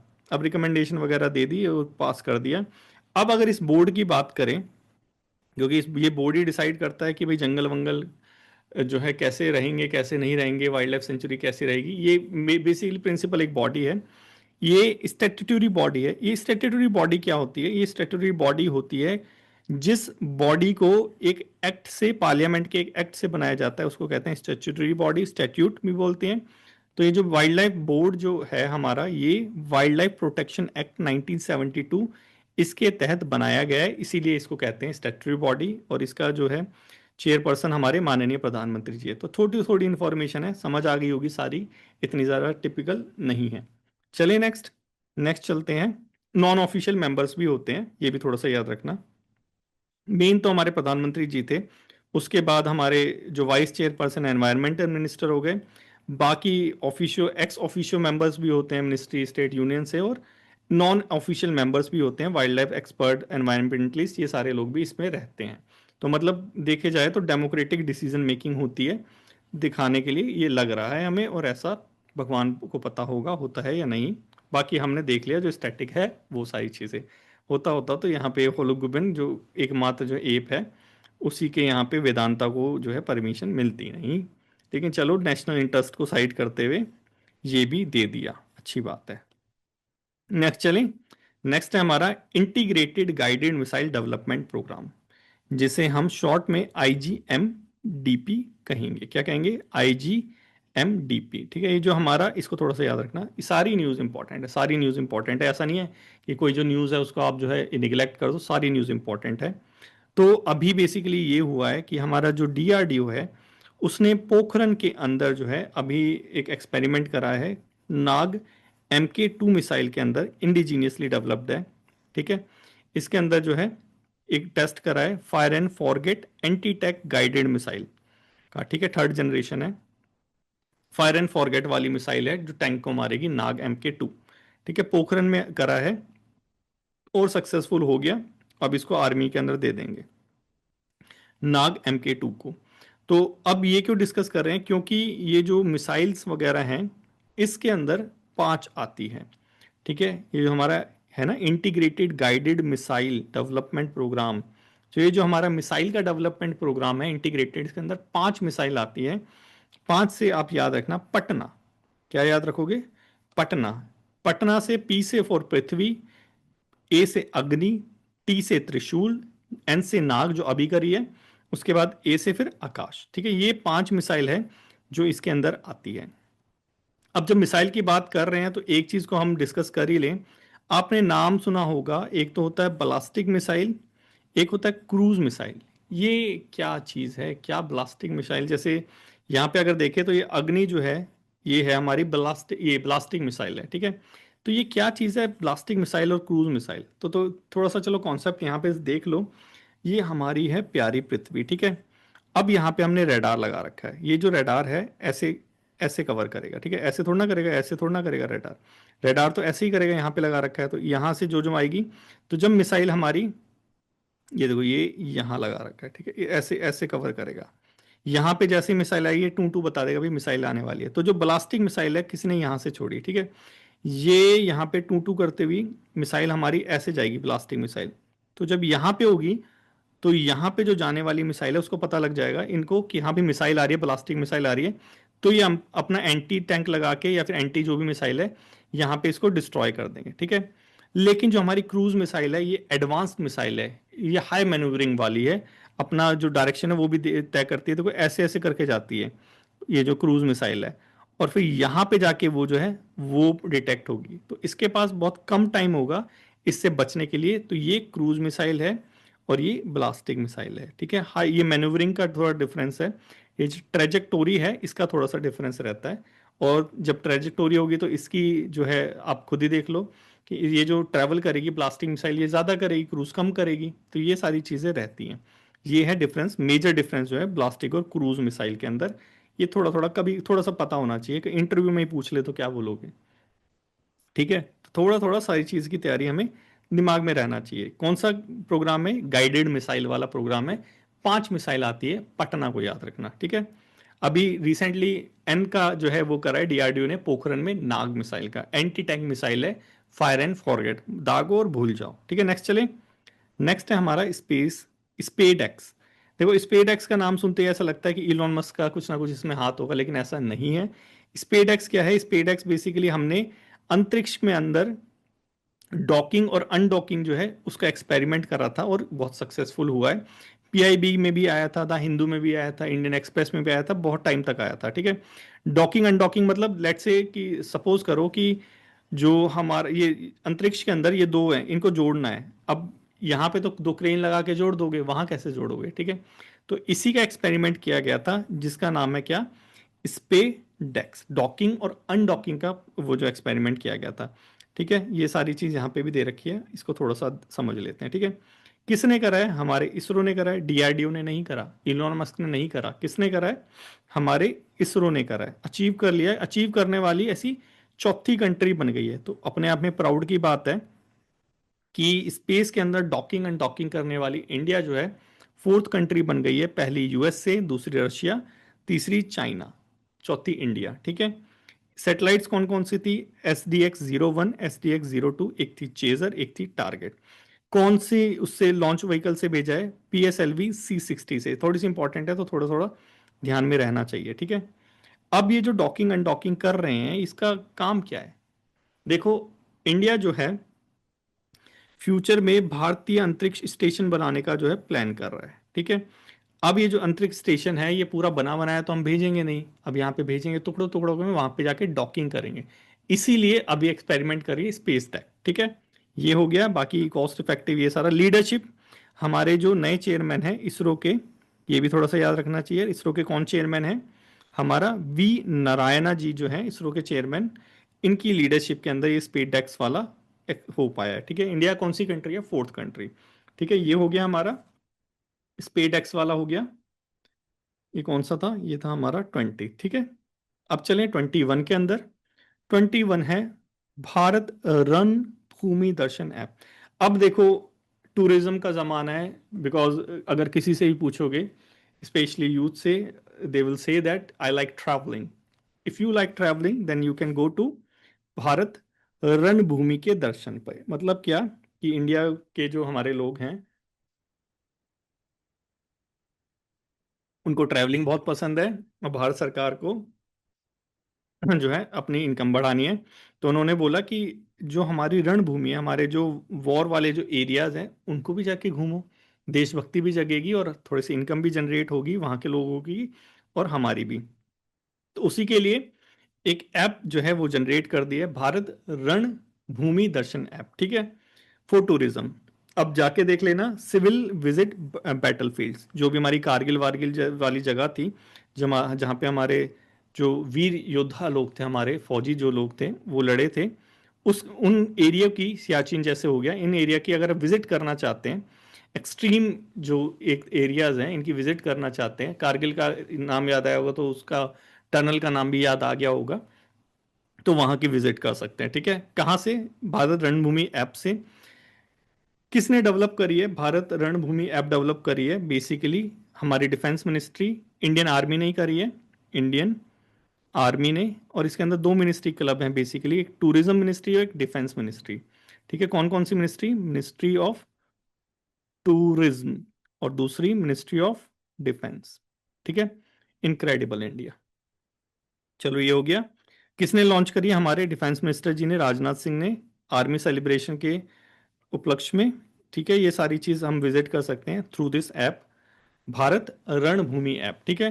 कौन डेवलप, किसने डेवलप करी है? इंडियन आर्मी का इनिशिएटिव है, नेवी का मत बोल देना, ठीक है। किसका इनिशिएटिव है? इंडियन आर्मी का। मिनिस्ट्री इसमें दो है, मिनिस्ट्री ऑफ टूरिज्म और डिफेंस मिनिस्ट्री। इसकी वेबसाइट भी जाके देखोगे तो ये ऐसे ही है। नेक्स्ट चलें। नेक्स्ट है हमारा Bharat mobility global expo 2025, PIB की रिपोर्ट। पीआईबी और द हिंदू दोनों का ही मिक्स है, कहीं कहीं मैं डालना भूल गया, कहीं कहीं मैंने डाल दिया, ठीक है। तो भारत ये 22वां है ना, ठीक है। हम Bharat mobility global expo PIB की न्यूज़, ठीक है। इवेंट ये रहा हमारा, हो गया भारत मोबिलिटी एक्सपो। मोबिलिटी को देखते ही याद समझ जाओ कि, क्योंकि आपको वर्ड को भी सेग्रीगेट करना आना चाहिए, क्योंकि कभी कभार क्या होता है कि हम जो है, हमें आते हुए भी हमारे दिमाग में नहीं आ पाता, क्योंकि हम सेग्रीगेट नहीं करते उसे। अब हमने देखा मोबिलिटी मतलब इधर उधर जाने वाली चीज, ठीक है। तो ये जो एक्सपो हुआ था, जो एक्सपो कहाँ पे हुआ था? नई दिल्ली के अंदर। इसमें बेसिकली इस मोबिलिटी के ऊपर जोर दिया गया। हमारे माननीय प्रधानमंत्री जी ने make in India, make for the world, ये सारे इनिशिएटिव करते हुए ऑटोमोबाइल इंडस्ट्री को थोड़ा बढ़ावा देने की कोशिश करी। ये सारी चीज़ें यहाँ पे हुई, और एशिया और इंडिया का फ्यूचर मोबिलिटी कुछ हाईलाइट करी है यहाँ पे, ठीक है। ये थोड़ा थोड़ा विजन हमारा एशिया और इंडिया मिलके जो है, इंडिया में मोबिलिटी लेके आएगा, रोड वगैरह डेवलप करेगा, ये सारी चीज़ें करेगा, ये थोड़ी सी हाईलाइट करी थी। याद रखना बस, दिल्ली में हुआ था, ठीक है। इसके बाद यहाँ पे की गवर्नमेंट इनिशिएटिव थे जिनके ऊपर चर्चा की गई। ये इसलिए है क्योंकि यहाँ पे हमारे भारत के प्रधानमंत्री जी आए हैं, ठीक है। इसलिए आपको पता होना चाहिए कि ये मोबिलिटी जो था, ये कहाँ पे हुआ था? दिल्ली के अंदर। और किस चीज़ पे विशेष तौर पर चर्चा की गई, स्ट्रेस किस चीज़ पे दिया गया? Make in India and make for the world, मतलब कि मोबिलिटी, मतलब कि जो इंफ्रास्ट्रक्चर डेवलपमेंट हो गया, उसके ऊपर कहीं ना कहीं यहाँ पे जोर दिया गया है, ठीक है। वही यहाँ पे देखने को मिल जाएगा जिन इनिशिएटिव्स की बात की गई है। पीएम गति शक्ति, इंफ्रास्ट्रक्चर डेवलपमेंट की है, रोड वगैरह डेवलप करने की है। मल्टी मॉडल कनेक्टिविटी डेवलप करने की है। नेशनल लॉजिस्टिक पॉलिसी, क्योंकि हमारे यहाँ पे माल ले जाने लाने में बहुत पैसे खर्च होते हैं और महंगा है हमारा यहाँ का लॉजिस्टिक, तो उस पे उसकी जो ग्लोबल कॉस्टिंग है उसको रिड्यूस किया जाए, कॉम्पिटिटिवनेस हमारी बढ़ाई जाए माल की। वो सारी चीज़ों पे चर्चा की गई। क्लीन मोबिलिटी हो, कि भैया पेट्रोल जला के ना जा रहे हो, डीजल जला के ना जा रहे हो, तो हाइड्रोजन और ये जो इलेक्ट्रिक की बात की गई। और बैटरी स्टोरेज, बैटरी स्टोरेज सुनते ही तो आपको वो दिल्ली वाला, साउथ दिल्ली में जो डेवलप किया गया बीएसई वाला, वो याद आ गया होगा। प्लस यहाँ पे पीएलआई की भी बात की गई। अब यहाँ पे पीएलआई जो है, इसको थोड़ा सा देख लेते हैं, प्रोडक्शन लिंक्ड इंसेंटिव, क्योंकि ये थोड़ा सा इंपॉर्टेंट है, ठीक है। देखो, मैन्युफैक्चरिंग सेक्टर के लिए बेसिकली है ये प्रोडक्शन पीएलआई। अगर पीएलआई डायरेक्टली लिंक करना हो किसी सेक्टर से, क्योंकि आपका जो आईबी का एग्जाम हुआ है वो ऐसा कुछ हुआ है कि अलग अलग पीआईबी के अंदर से अलग अलग स्टेटमेंट निकाल के आपसे एक क्वेश्चन दे दिया गया है। तो हमें जो भी न्यूज़ डिस्कस करनी है, हॉलिस्टिकली थोड़ा सा उसको डिस्कस करना है, ताकि अगर वहां से क्वेश्चन आए तो हम आंसर कर ले, ठीक है। तो ये जो पीएलआई है, ये मैन्युफैक्चरिंग मैन्युफैक्चरिंग सेक्टर को बढ़ावा देने के लिए किया गया था, कि हमारे यहाँ मैन्युफैक्चरिंग सेक्टर, या बोल लो मेक इन इंडिया, कि हमारे देश में आके बनाओ भाई, क्यों बाहर बना रहे हो? तो मेक इन इंडिया इनिशिएटिव को बढ़ावा देने के लिए ये किया गया था। स्टार्ट हुआ था ये 2020 के अंदर। और स्टार्टिंग में सिर्फ 3 सेक्टर थे जिस पे यहाँ पे जोर दिया गया था। एक तो मोबाइल, इसलिए भारत में मोबाइल बहुत ज़्यादा हो गए हैं। दूसरा यहाँ पे था इलेक्ट्रॉनिक वाले आइटम हो गए। और तीसरा था हमारा मेडिकल डिवाइसेस, ठीक है। मेडिकल टूरिज्म को भी इंडिया बढ़ावा देता है। तो इन 3 चीज़ों पे कहीं ना कहीं पीएलआई के अंदर जो है फोकस किया गया था इनिशियली। फिर उसके बाद तो इसको एक्सटेंडेड कर दिया, और इसके अंदर अब सारी चीज़ें ही मोरलेस आ चुकी हैं। इसके अंदर क्या होता है कि भाई तुम बनाओ, और तुम जब बनाओगे तो उसके ऊपर हम तुम्हें इंसेंटिव्स देंगे। यही है प्रोडक्शन लिंक्ड इंसेंटिव, जितना बनाओ उसके ऊपर। क्या सिर्फ इंडियन को मिलेगा, डोमेस्टिक लोगों को मिलेगा, या फिर फॉरेनर को भी मिलेगा? दोनों को मिलेगा, ठीक है। चाहे इलॉन मस्क आके यहाँ पे गाड़ी बनाए, चाहे टाटा बिरला वाले लोग यहाँ पे फॉर्च्यूनर बनाए, तो दोनों लोग, महिंद्रा वाले, तो दोनों लोगों को जो है पीएलआई के अंदर इंसेंटिव दिया जाएगा, ठीक है। फाइनेंशियल रिवॉर्ड वही इंसेंटिव हो गया, ये सारी चीज़ दी जाएगी, ठीक है। इस चीज़ को थोड़ा सा याद रखना। ये सारी चीज़ थी हमारा मोबिलिटी ग्लोबल एक्सपो के अंदर। कहाँ हुआ था? दिल्ली के अंदर, ठीक है। अब उसके बाद हम कुछ रीजन्स को देख लेते हैं। Location in Indian Ocean region, क्यों देख लेते हैं? क्योंकि न्यूज़ में है, इसलिए हम देख लेते हैं, ठीक है। चलो नेक्स्ट चलें। 23वां, चौक पॉइंट्स। चौक पॉइंट्स क्या होते हैं? देखो, ये मैप दिख रहा होगा आपको। अब ये जो मैप दिख रहा है, इसके अंदर हम जो ट्रेड करते हैं, हम क्या करते हैं, यहाँ से शिप जाता है इंडिया से, यहाँ से गया स्ट्रेट ऑफ बाब अल मंदब से गया, और यहाँ से रेड सी होता हुआ यहाँ मेडिटेरियन सी ये यूरोप में चला गया। सोच के देखो, अगर यहाँ को चौक, इसको चौक पॉइंट, क्योंकि नैरो एकदम स्ट्रेट है, एकदम नैरो पॉइंट में यहाँ पे इधर वाली कंट्री यहाँ मिसाइलें मिसाइलें डाल रही हैं, तो यहाँ से नहीं जाएगा, फिर क्या करेगा, यहाँ से जाएगा। अब जब यहाँ से जाएगा तो क्या होगा, इसकी कॉस्ट बढ़ जाएगी, और सारा ड्रामा ही कॉस्ट का है। ठीक है, इसी को घटाने के लिए ये सारी चीज़ हम करते हैं। ठीक है, तो अब यहाँ पे जो की पॉइंट्स हैं वो हैं ये, कुछ स्ट्रेट्स हैं, स्ट्रेट ऑफ हॉर्मूज। ठीक है, स्ट्रेट ऑफ हॉर्मूज ये यहाँ पे है, किसको कनेक्ट करते हैं वो सारी चीज अभी नीचे है यहाँ पे। स्ट्रेट ऑफ बब अल मंदब जो यहाँ पे रेड सी ये वाला जो है हमारा है, इनको कनेक्ट करता है। मोजाम्बिक चैनल है, स्ट्रेट ऑफ मलक्का है जिसको मलक्का ऑफ चाइना भी कहा, डिलेमा ऑफ चाइना भी कहा जाता है।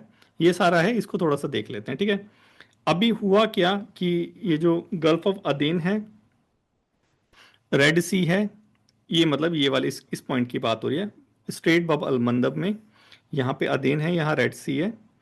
ठीक है, तो यहाँ पे थोड़ा सा सिक्योरिटी थ्रेट हुआ है। क्यों सिक्योरिटी थ्रेट हुआ है, क्योंकि ये रीजन इंस्टेबल रीजन है, क्योंकि यहाँ पे अभी कुछ चल रहा है, और आप सभी को पता है क्या चल रहा है, इसराइल और पैलेस्तीन की वॉर चल रही है। तो इसी के लिए यहाँ पे ये सारी चीज़ों को दिया गया, और 2024 को ईयर ऑफ नवल सिविलियंस भी घोषित किया गया। ये थोड़ा सा याद रखने वाली चीज़ें इतनी ज़्यादा नहीं है, जो चीज़ है याद रखने वाली वो ये। ठीक है, जो हमारी सूज कैनाल है किसको कनेक्ट करती है, मेडिटेरियन सी को और रेड सी को। ये सूज कैनाल कहाँ पे है, ये सूज कैनाल है ये वाली। ठीक है, उसके बाद आगे बढ़े तो बाब अल मंदब स्ट्रेट किसको कनेक्ट करता है, रेड सी को और गल्फ ऑफ अदेन को। ये कहाँ पे है बाब अल मंदब, ये वाला, इसकी बात कर रहे हैं हम, दिख रहा है ये वाला।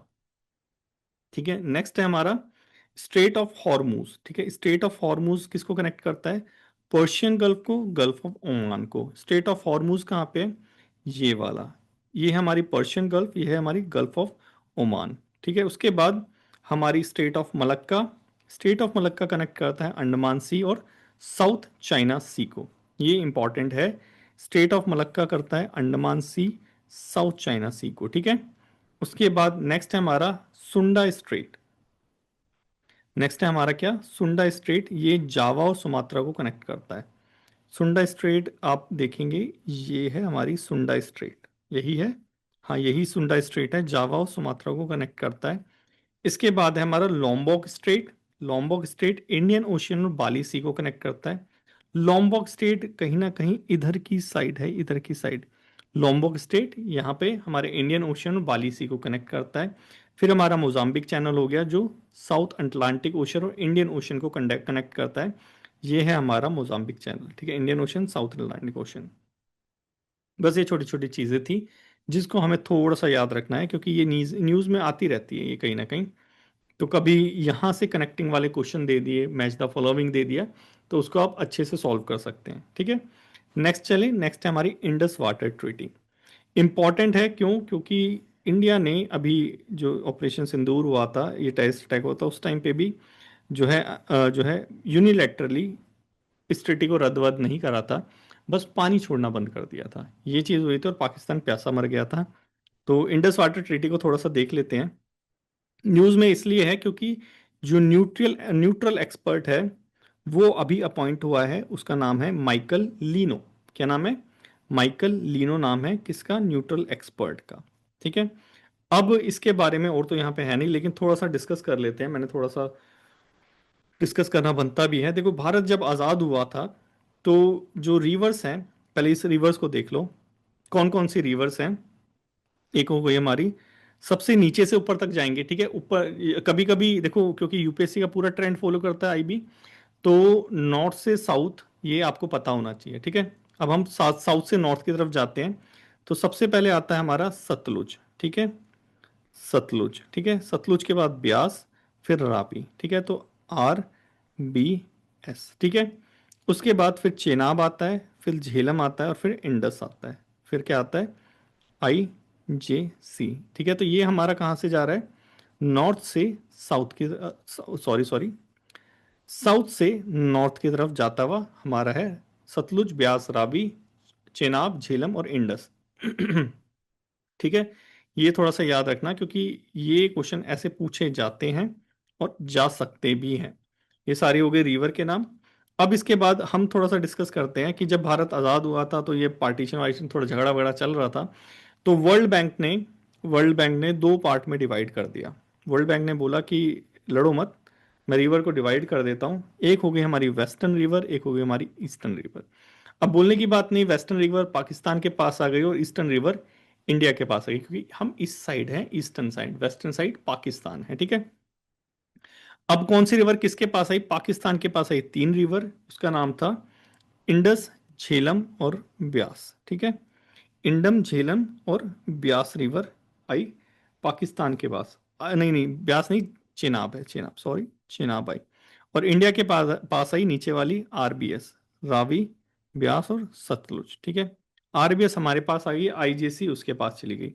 अब उसके पास चली तो गई, लेकिन इंडिया जो है इसको डोमेस्टिकली यूज कर सकता है, पानी को यूज कर सकता है, एग्रीकल्चर फील्ड के अंदर यूज कर सकता है, नॉन कंजप्टिव जो में होते हैं उन सब के लिए यूज कर सकता है, इवन हाइड्रो इलेक्ट्रिसिटी एनर्जी भी बना सकता है, ठीक है। ये सारी चीज हमारी तय हो गई। किसने तय करवा दी? हमारी वर्ल्ड बैंक ने, ठीक है। अब बोला कि भाई जब डिस्प्यूट वगैरह होगा तुम्हारा, क्योंकि लड़ोगे तो तुम हुई, जब तुम्हारा डिस्प्यूट होगा, जब तुम लड़ाई करोगे तो क्या होगा कि अब इस लड़ाई को सुलझवाना भी है, ठीक है, सॉल्यूशन भी, कॉम्प्रोमाइज भी करवाना है। तो एक परमानेंट कमीशन जो है, परमानेंट इंडस कमीशन, ये अपॉइंट कर दिया कि पहले, सबसे पहले तो ये सॉल्व करवाएगा, परमानेंट इंडस कमीशन, ठीक है। इससे भी नहीं हो पा रहा, ठीक है। तो एक न्यूट्रल जो एक्सपर्ट है, जो कि अभी मिकेल लीनो है, ये इसको सॉल्व करवाएगा, ठीक है। अगर ये भी नहीं करवा पाया तो फिर कौन करवाएगा? Court of arbitration, court of arbitration ये सॉल्व करवाएगा, ठीक है। न्यूट्रल एक्सपर्ट चाहे तो वर्ल्ड बैंक करवा लो, या फिर दोनों कंट्री मिलकर सहमति से अपॉइंट कर सकती है। तो ये कुछ कहानी है हमारी इंडस वाटर ट्रीटी की। आई होप समझ आ गई होगी, इतना भी टफ जो तो था नहीं। नेक्स्ट चलें। नेक्स्ट है हमारा एनआईए, नेशनल इन्वेस्टिगेशन एजेंसी। क्यों डिस्कस कर रहे हैं? क्योंकि आप जब सो रहे थे तो चंडीगढ़ के अंदर ग्रेनेड अटैक हुआ, बॉम्ब ब्लास्ट हुआ चंडीगढ़ के अंदर। तो जब भी काइंड ऑफ ग्रेनेड अटैक है तो टेररिस्ट अटैक ही माना जाएगा इसको।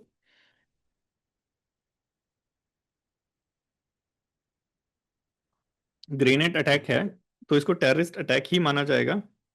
तो जब ये टेररिस्ट अटैक हुआ तो इसके लिए अब जो एजेंसी आती है वो आती है हमारी इन्वेस्टिगेशन के लिए, नेशनल इन्वेस्टिगेशन एजेंसी।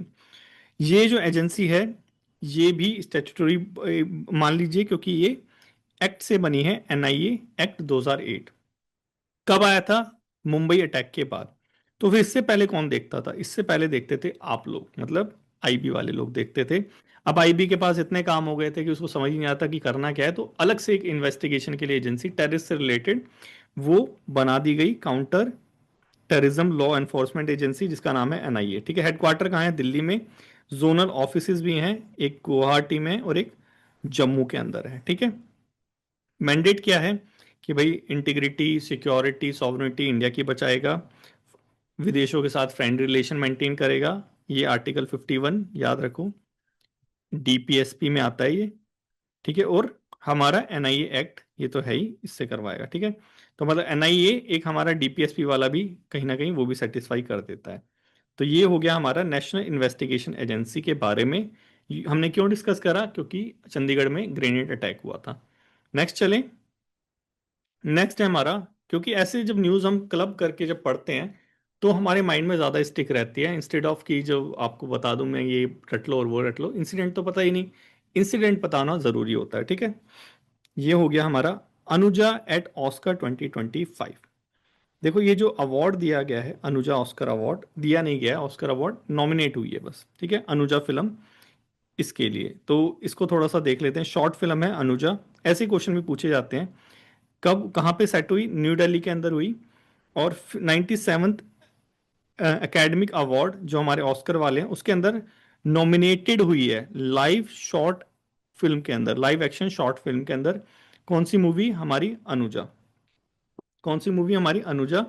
वैसे ऑस्कर अभी आने वाले जो सब्सिक्वेंट हमारी मैगजीन होगी इसमें हम देख लेंगे। ऑस्कर दिया गया है किसको? अनोरा को दिया गया है। अनोरा को ऑस्कर मिला है बेस्ट पिक्चर वाली अनोरा को ऑस्कर दिया गया है।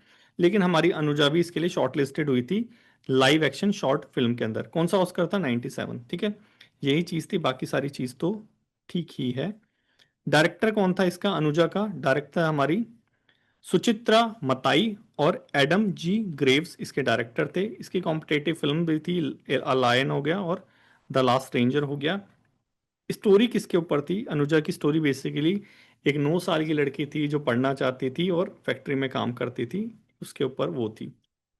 वो इसको कन्फ्लिक्ट जो होता है बेसिकली हमारी इंडिया के अंदर, दुर्भाग्य हमारे इंडिया का कि एजुकेशन और काम में से चूज करना पड़ता है, वही यहाँ पे अनुजा की स्टोरी थी। ठीक है, तो ये हो गया हमारा अनुजा, जिसको ऑस्कर के लिए नॉमिनेट करा है, ऑस्कर मिला नहीं है, ये याद रखना। ऑस्कर किसको मिला है? अनोरा को। ठीक है, नेक्स्ट चले, नेक्स्ट है हमारा नीति आयोग का फिजिकल हेल्थ इंडेक्स। क्या है नीति आयोग का फिजिकल हेल्थ इंडेक्स? अब ये जो, क्योंकि इंडेक्स वगैरह काफी सारे पूछे थे, तो नीति आयोग का तो वैसे ही मिस नहीं कर सकते। देखो, इसके अंदर जो स्टेट्स हैं उनको चार कैटेगरी में बेसिकली डिवाइड कर दिया गया है। एक तो टॉप परफॉर्मर हो गए, या कह लीजिए टॉप अचीवर हो गए, है ना? हाँ, टॉप अचीवर हो गए, फ्रंट रनर हो गए, परफॉर्मर हो गए, वर्स्ट वाले हो गए। ठीक है, चार हो गए। तो टॉप परफॉर्मर या टॉप अचीवर कौन कौन से हैं? टॉप अचीवर हैं हमारे उड़ीसा, छत्तीसगढ़, गोवा और झारखंड। आपको लगेगा कि ये सारे तो पिछड़े वाले जो थे स्टेट थे, ये टॉप परफॉर्मर। हाँ बिल्कुल, ये फिजिकल हेल्थ जो इंडेक्स है, जिसका पैमाना क्या है? पैमाना है जीडीपी में कितना कंट्रीब्यूट करते हैं। जीडीपी कंट्रीब्यूशन क्या होता है? जीडीपी कंट्रीब्यूशन बेसिकली होता है कि एक साल के अंदर किसी देश की सीमा के अंदर, टेरिटोरियल जो बाउंड्री है उसके अंदर एक साल में कितना जो है प्रोडक्शन होता है। इसके भी नापने के तीन चार तरीके होते हैं, उसको हम कहते हैं जीडीपी। अब इस जीडीपी में जो है टाटा का भी प्रोडक्शन हो रहा है और इलोन मस्क का भी प्रोडक्शन हो रहा है, तो फॉरेनर्स उनको दोनों का ही पैसा यहाँ पे काउंट हो जाता है। अब टाटा जो अपनी जैगवार बना रहा है बाहर यूके के अंदर, वो हमारी जीडीपी में नहीं आती। थोड़ा थोड़ा मोटा मोटी याद रखने वाली चीज है। इसमें public expenditure, revenue, physical stability, ये सारे जो है चार पैमाने जो है इसको याद रख लेना। GDP contribution, public expenditure, revenue हो गया, फिजिकल स्टेबिलिटी हो गया, ये चार पैमानों के ऊपर स्टेट्स को रैंकिंग दी जाती है। और टॉप रैंकिंग मिली है उड़ीसा, छत्तीसगढ़, गोवा और झारखंड को। किस किस को? उड़ीसा, छत्तीसगढ़, गोवा और झारखंड को जो है टॉप रैंकिंग दी गई है। वर्स्ट रैंकिंग किसको दी गई है? वर्स्ट दी गई है पंजाब, आंध्र प्रदेश, वेस्ट बंगाल और केरला। वर्स्ट रैंकिंग किसको दी गई है? पंजाब, आंध्रा, वेस्ट बंगाल और केरला को वर्स्ट रैंकिंग दी गई है। तो देख लो अब कि कौन टॉप पे है कौन वर्स्ट पे है। नीति आयोग की ये रिपोर्ट है। पंजाब, आंध्रा, वेस्ट बंगाल और केरला, जो कि काफी ज्यादा प्रॉस्पर स्टेट्स भी माने जाते हैं, केरला स्पेशली, उनको वर्स्ट रैंकिंग दी गई है नीति आयोग की फिजिकल हेल्थ इंडेक्स में। कवरेज, यही कवरेज है, बाकी ये सारी चीजें तो top achiever, front runner, performer, ये सारे लोग हैं। डेटा कहाँ से लेके आए हैं ये लोग? डेटा लेके आए हैं, कैग का डेटा इन्होंने यूज किया गया है। टॉप और वर्स्ट को याद रखो, नहीं तो पूरा ही स्टेट याद रखने पड़ेंगे। ठीक है, डेटा कहाँ से लिया है? डेटा लिया है इन्होंने कैग वालों का डेटा यूज किया है। नीति फिजिकल हेल्थ इंडेक्स चार पैमाने के ऊपर था, जिसमें से एक हमारा था जीडीपी, पब्लिक एक्सपेंडिचर, रिवेन्यू और फिजिकल स्टेबिलिटी। पंजाब कौन से में आता है? टॉप में आता है, वर्स्ट में आता है? पंजाब आता है वर्स्ट में, उड़ीसा टॉप में, छत्तीसगढ़ टॉप में, केरला वर्स्ट के अंदर। तो ऐसे करके थोड़ा सा याद रखना, एक स्टेटमेंट में एक ही स्टेट का नाम दे देगा और वहीं पे हम खो जाएंगे। ठीक है, क्योंकि ट्रेंड को याद रखना, ट्रेंड कैसे है, अलग अलग जगह से अलग अलग स्टेटमेंट। परले, परले नाम सुनते ही थोड़ा सा डर लगता है। परले बेसिकली क्या चीज़ है? परले अभी डीआरडीओ ने एक इंडिजीनियस शॉर्ट रेंज जो है क्वासी ब्लास्टिक मिसाइल तो पता ही है ना? हाँ, इसको इसका अभी बेसिकली वो फीचर करेंगे किसके अंदर हमारे, अभी जो 15 अगस्त आ रहा है, नहीं नहीं 15 अगस्त नहीं, ये तो रिपब्लिक डे 26 जनवरी वाली परेड में हो चुका है इसका। ठीक है, और इसको यूज करेंगे कौन? एयरफोर्स और आर्मी वाले।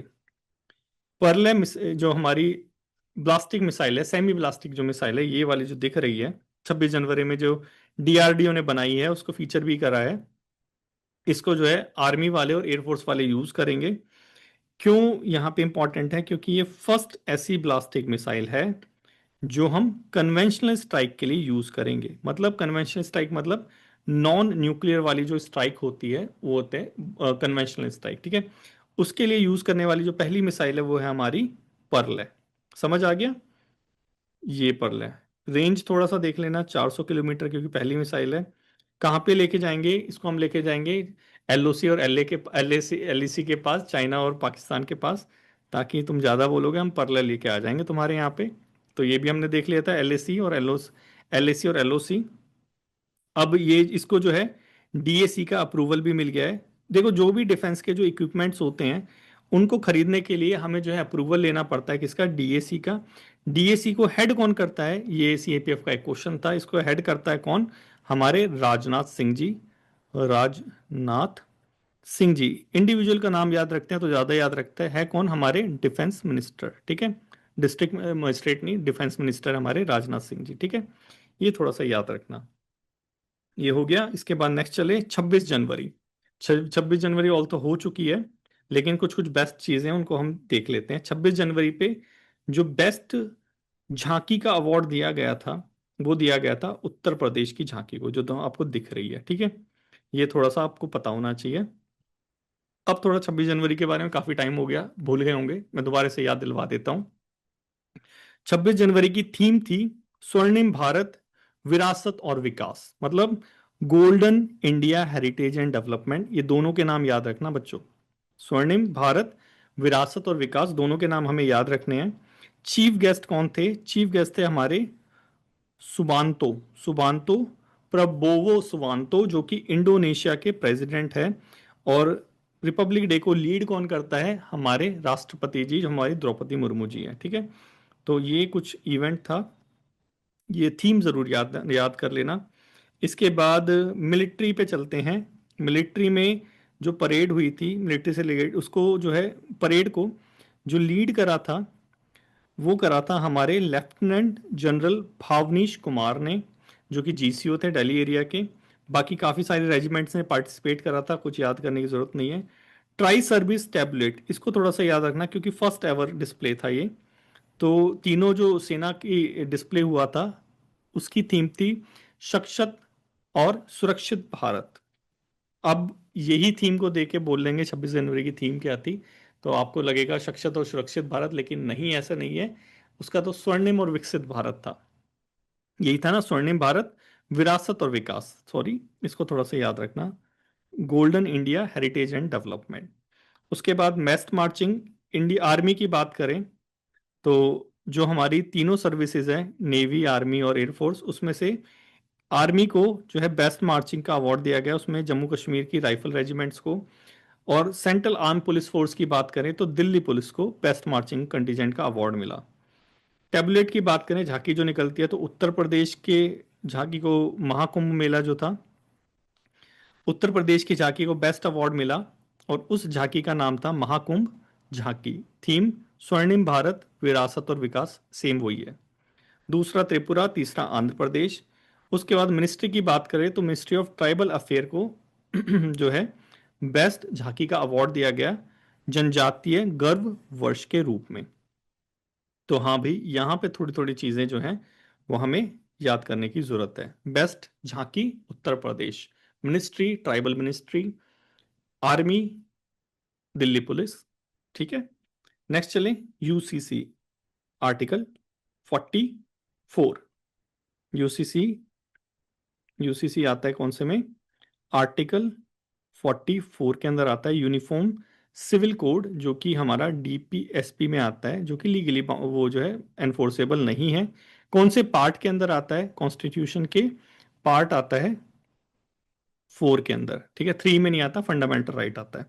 ये थोड़ा सा याद रखना। कौन कौन से आर्टिकल होते हैं? आर्टिकल 36 से आर्टिकल 51 से 1 तक। 51 कौन सा था? इंटरनेशनल वाला, मैंने ऊपर डिस्कस करा था, तुम्हें याद होना चाहिए, इंटरनेशनल पीस से रिलेटेड। तो चलो अब यूसीसी को तो थोड़ा देख लेते हैं। देखो, उत्तराखंड इंडिया का पहला ऐसा स्टेट बन चुका है जहां पे जो है uniform civil code and article 44 DPSP वाला वो लग चुका है, पहला स्टेट बन गया है आजादी से, आजादी के बाद। आजादी से पहले गोवा था, ठीक है। लेकिन क्या ये जो हमारा यूनिफॉर्म सिविल कोड है, क्या ये 100% लोगों पर एप्लीकेबल होगा? आंसर है नहीं। क्यों? क्योंकि वहाँ के जो शेड्यूल्ड ट्राइब्स हैं उन पे ये यूसीसी नहीं लगेगा। वहाँ के जो नेटिव्स हैं जो बाहर चले गए हैं स्टेट से माइग्रेट करके, उन पे भी नहीं लगेगा। इसके अंदर बैन करी गई है प्रैक्टिसेस हैं जो मुस्लिम पर्सनल लॉ के अंदर आती हैं, जैसे हलाला हो गया, इदत हो गया, तलाक हो गया, ये सारी चीज़ें। वुमेन्स को अब ऐसे करके स्टेटमेंट पूछेगा ना कि यूसीसी के अंदर जो है, जो जो कि पहला स्टेट उत्तराखंड है, सेकंड स्टेटमेंट दे देगा, इसके अंदर वुमेन को एम्पावर किया गया है। क्या किया गया है? बिल्कुल किया गया है, क्योंकि उन्हें equal property right on inheritance right provide किया गया है। तो ये क्या है? एग्जाम्पल है वुमेन एम्पावरमेंट का। ठीक है, इनडायरेक्ट स्टेटमेंट आ जाती है तो उसका भी आंसर करना आपको आना चाहिए कि वुमेन को तो एम्पावर करा ही है। क्या रजिस्ट्रेशन करना जो है मैंडेटरी है? हाँ भाई, ऑनलाइन रजिस्ट्रेशन करना यहाँ पे मैंडेटरी है। ठीक है। इसके बाद कुछ डेडलाइंस है मैरिज वगैरह रजिस्टर करवाने की, वो 6 महीने से 1 महीने तक खिंच जाती हैं थोड़ा सा। इसको तत्काल फैसिलिटी जो है वो प्रोवाइड कराई गई है। लिव इन रिलेशनशिप का देख लेते हैं, क्योंकि ये काफ़ी ज़्यादा सुर्खियों में था। अगर लिव इन रिलेशनशिप में कोई है वहाँ पे उत्तराखंड के अंदर रह रहा है, तो भाई 1 महीने के अंदर अंदर जो है रजिस्टर करवा लो। तो लिव इन रिलेशनशिप रह कहाँ गया, वो तो फिर मैरिज ही हो गई जब रजिस्टर ही करवाना है तो। अब जो रजिस्टर करवा लेगा तो मतलब वो मियाँ बीवी हो गए, तो उसको जो है कोई हाउसिंग जो किराए पे क्यों नहीं मकान देगा। तो यही यहाँ पे बोल रखा है कि जो लैंडलॉर्ड है वो अब डिनाई नहीं कर सकता जिन्होंने रजिस्टर करवा रखा हो। वही सारी चीज़ बोल रखी है घुमा के। इसको एंड करना हो अगर लिव इन रिलेशनशिप को, तो कोई भी पार्टनर कर सकता है, ऑनलाइन करो चाहे ऑफलाइन करो, सहमति दोनों की होनी चाहिए। ये यहाँ पे यही दे रखा है, अगर एक पार्टनर करे तो दूसरे से कंफर्मेशन तो लेना पड़ेगा। इसमें एक प्रेगनेंसी क्लॉज भी है वुमेन्स की सेफ्टी के लिए, कि अगर जो है वुमेन्स प्रेग्नेंट हो जाती है तो 30 डेज के अंदर अंदर उनको जो है नोटिफाई करना पड़ेगा। ठीक है, during the live in relationship 30 days of child birth. ठीक है, बच्चे जो जन्म लेगा उससे 30 दिनों के अंदर अंदर विद इन 30 डेज रजिस्टर्ड करना पड़ेगा, गवर्नमेंट को नोटिफाई करवाना पड़ेगा। ठीक है। अब यूसीसी हमने देख ही लिया था। यूसीसी जो है पूरे भारत को पूरे भारत के लिए या पूरे स्टेट में एक लॉ जो है एप्लीकेबल होगा ऑल सिटीजन्स के लिए, पर्सनल मैटर के अंदर। किसके अंदर? पर्सनल मैटर, जैसे मैरिज, डाइवोर्स, एडॉप्शन, इनहेरिटेंस और सक्सेशन हो गया। कॉन्स्टिट्यूशनल रेफरेंस हमने ऑलरेडी देख लिया है, आर्टिकल 44 कोई लीगली एनफोर्सिबल नहीं है, गाइडिंग प्रिंसिपल है, और स्टेट जो है उत्तराखंड गाइड हो रही है उससे। नेक्स्ट चलें। नेक्स्ट है, और ये लास्ट है हमारा, पीएम सूर्य घर मुफ्त बिजली योजना। पीआईबी में आया है, इंपॉर्टेंट है डेफिनेटली। पीएम सूर्य घर मुफ्त बिजली योजना, जो हमारी यूनियन कैबिनेट है उसने बेसिकली इसको अप्रूवल दे दिया है, मुफ्त बिजली घर योजना को। और काफ़ी सारे जो बेनिफिशरीज हैं वो लाभार्थी होंगे। अब कभी कभी पूछ लेते हैं कि भाई इसके जो लाभार्थी होंगे कौन होंगे? भाई जिसके घर पे छत हो बस वो लाभार्थी है, ये इसका क्राइटेरिया है बेसिकली। क्यों? क्योंकि सोलर पैनल लगाए जाएंगे आपकी छत के ऊपर, ये है इसके अंदर। तो सोलर पैनल लगेंगे तो कौन सी मिनिस्ट्री लगवाएगी? मिनिस्ट्री लगाएगी ministry of new and renewable energy. कौन सी ministry? Ministry of new and renewable energy लगाएगी सोलर पैनल। तो कहीं ना कहीं हमारा एसडीजी जो 7 है उसको भी ये सेटिस्फाई करिए, क्लीन अफोर्डेबल एनर्जी। ठीक है। इम्प्लीमेंटिंग एजेंसी कौन रहेगी इसकी? क्योंकि यही सारी चीज़ें तो हमें याद रखनी होती है। हमारी नेशनल लेवल और स्टेट लेवल की दोनों की, मतलब भारत केंद्र सरकार और राष्ट्रीय जो स्टेट जो गवर्नमेंट है, दोनों ही एप्लीकेबल है इसके लिए इम्प्लीमेंट करने के लिए। दो मॉडल है इसके अंदर, दोनों मॉडल को थोड़ा थोड़ा समझ लेते हैं, वैसे इतना समझने की जरूरत भी नहीं है लेकिन फिर भी चलो देख लेते हैं। दो मॉडल है, एक तो है यूएलए मॉडल, एक है रेस्को मॉडल। रेस्को मॉडल में क्या है कि भाई आप जो है यहाँ पे रजिस्टर करवाओ, रजिस्टर करवाने के बाद प्राइवेट कंपनी आएगी, थर्ड पार्टी इन्वेस्टर कौन है? प्राइवेट कंपनी आएगी, आपकी छत पे जो है सोलर पैनल लगा के चली जाएगी, आपको एक पंजी नहीं देनी। ठीक है। लेकिन आपको सोलर पैनल लगाने के बाद उससे जो बिजली बनेगी उसके लिए आपको पे करना पड़ेगा, और जो एक्स्ट्रा बिजली होगी वो जो कंपनी है वो डिस्कॉम को सेल कर देगी और आपको कुछ पैसे नहीं देगी। तो ये है हमारा रेस्को मॉडल। दूसरा मॉडल है हमारा डिस्कॉम मॉडल, जिसके अंदर जो है स्टेट डेजिग्नेटेड एजेंसी आएगी या डिस्कॉम वाले जो आएंगे वो आएंगे, वो लगा के जाएंगे। और इसके अंदर फिर आपको जो है छूट मिलेगी, सब्सिडी मिलेगी, कि अगर 2 किलोवाट तक का लगाया तो 60% जो यूनिट कॉस्ट है वो कवर हो जाएगा, 2 से 3 लगवाया तो 40% हो जाएगा, और मैक्सिमम 3 का ही अवेलेबल है सब्सिडी। सब्सिडी अमाउंट कुछ ऐसे है, 30,000 मिलेंगे मैक्सिमम जो है, 1 किलोवाट 60,000 दो, और तीन और इससे ज्यादा 78,000। ठीक है, तो ये कुछ है क्राइटेरिया। तो इतना थोड़ा सा याद रखना कि सबके लिए एक बराबर नहीं है, क्राइटेरिया यहाँ पे डिवाइड है। 60 से 40% तक यहाँ पे जो है सब्सिडी दे रखे हैं। दो मॉडल के अंदर है, हमारी ministry of new and renewable energy ये कर रही है, SDG 7 को वो कर रही है, सेटिस्फाई कर रही है। और हमारे नेशनल एक्शन प्लान है फॉर क्लाइमेट चेंज, उसको भी कहीं ना कहीं सेटिस्फाई करिए, क्योंकि क्लीन एनर्जी आ रही है। कौन सा ये है? मुफ्त बिजली योजना। ऑल तो मुफ्त है नहीं, लेकिन चलो, PM सूर्यघर मुफ्त बिजली योजना। ठीक है, कार्बन एमिशन रिड्यूस करेगी, क्योंकि PIB का पोस्टर है तो इसको तो देख ही लो। देखो, जब रिन्यूएबल एनर्जी होगी तो कार्बन निकलेगा कैसे? तो रिड्यूस ऑटोमेटिकली हो जाएगा। ठीक है, ये इंक्रीज कर देगी, इलेक्ट्रिसिटी कॉस्ट रिड्यूस कर देगी फॉर द गवर्नमेंट, डेफिनेटली होगी, डिस्कॉम को सेल कर रहे हैं। ठीक है, फ्री इलेक्ट्रिसिटी हाउस होल्डर को प्रोवाइड कराएगी अगर सब्सिडी से लगवाओगे तो। ठीक है, ये है हमारी भारत सरकार की स्कीम। उसके बाद नेक्स्ट चलें, नेक्स्ट, और ये लास्ट, ये वाला लास्ट है। ठीक है, वर्ल्ड बिजिएस्ट एयरपोर्ट रिपोर्ट। ठीक है, ये एयरपोर्ट रिपोर्ट निकालता है कौन? हमारा ब्लूमबर्ग। अब 2024 के अंदर जो बेस्ट बना है, ये कह लीजिए बिजिएस्ट एयरपोर्ट जो बना है, वो हमारा दुबई इंटरनेशनल एयरपोर्ट है, इंडिया नहीं है। इंडिया आता है हमारा 8th प्लेस पे ग्लोबली। ठीक है, लेकिन हमारा जो दिल्ली एयरपोर्ट है इंदिरा गांधी, वो जो है लार्जेस्ट कैपेसिटी ग्रोथ वाला एयरपोर्ट बना है। ये चीज़ थोड़ा सा याद रखने वाली है। तो बस यही चीज़ है, आपको पता होना चाहिए कि सबसे बिजिएस्ट एयरपोर्ट कौन सा है वर्ल्ड के अंदर, न्यूज़ में आया था, तो आपके सामने ये रहा। तो इतना ही था हमारे जो करंट अफेयर की क्लास थी जनवरी की। आई होप आपको अच्छे से समझ आ गई होगी। नेक्स्ट क्लास हम जो है 2 दिन के बाद लेते हैं, 2 दिन में आपके लिए फरवरी की प्रिपेयर कर लेता हूँ। सो यही था, thank you so much for today's discussion. और अच्छे से रिवाइज कीजिए, क्योंकि रिवीजन ही यहाँ पे की हो जाती है। बाकी आपने अच्छे से समझ तो लिया ही है। Take care everyone.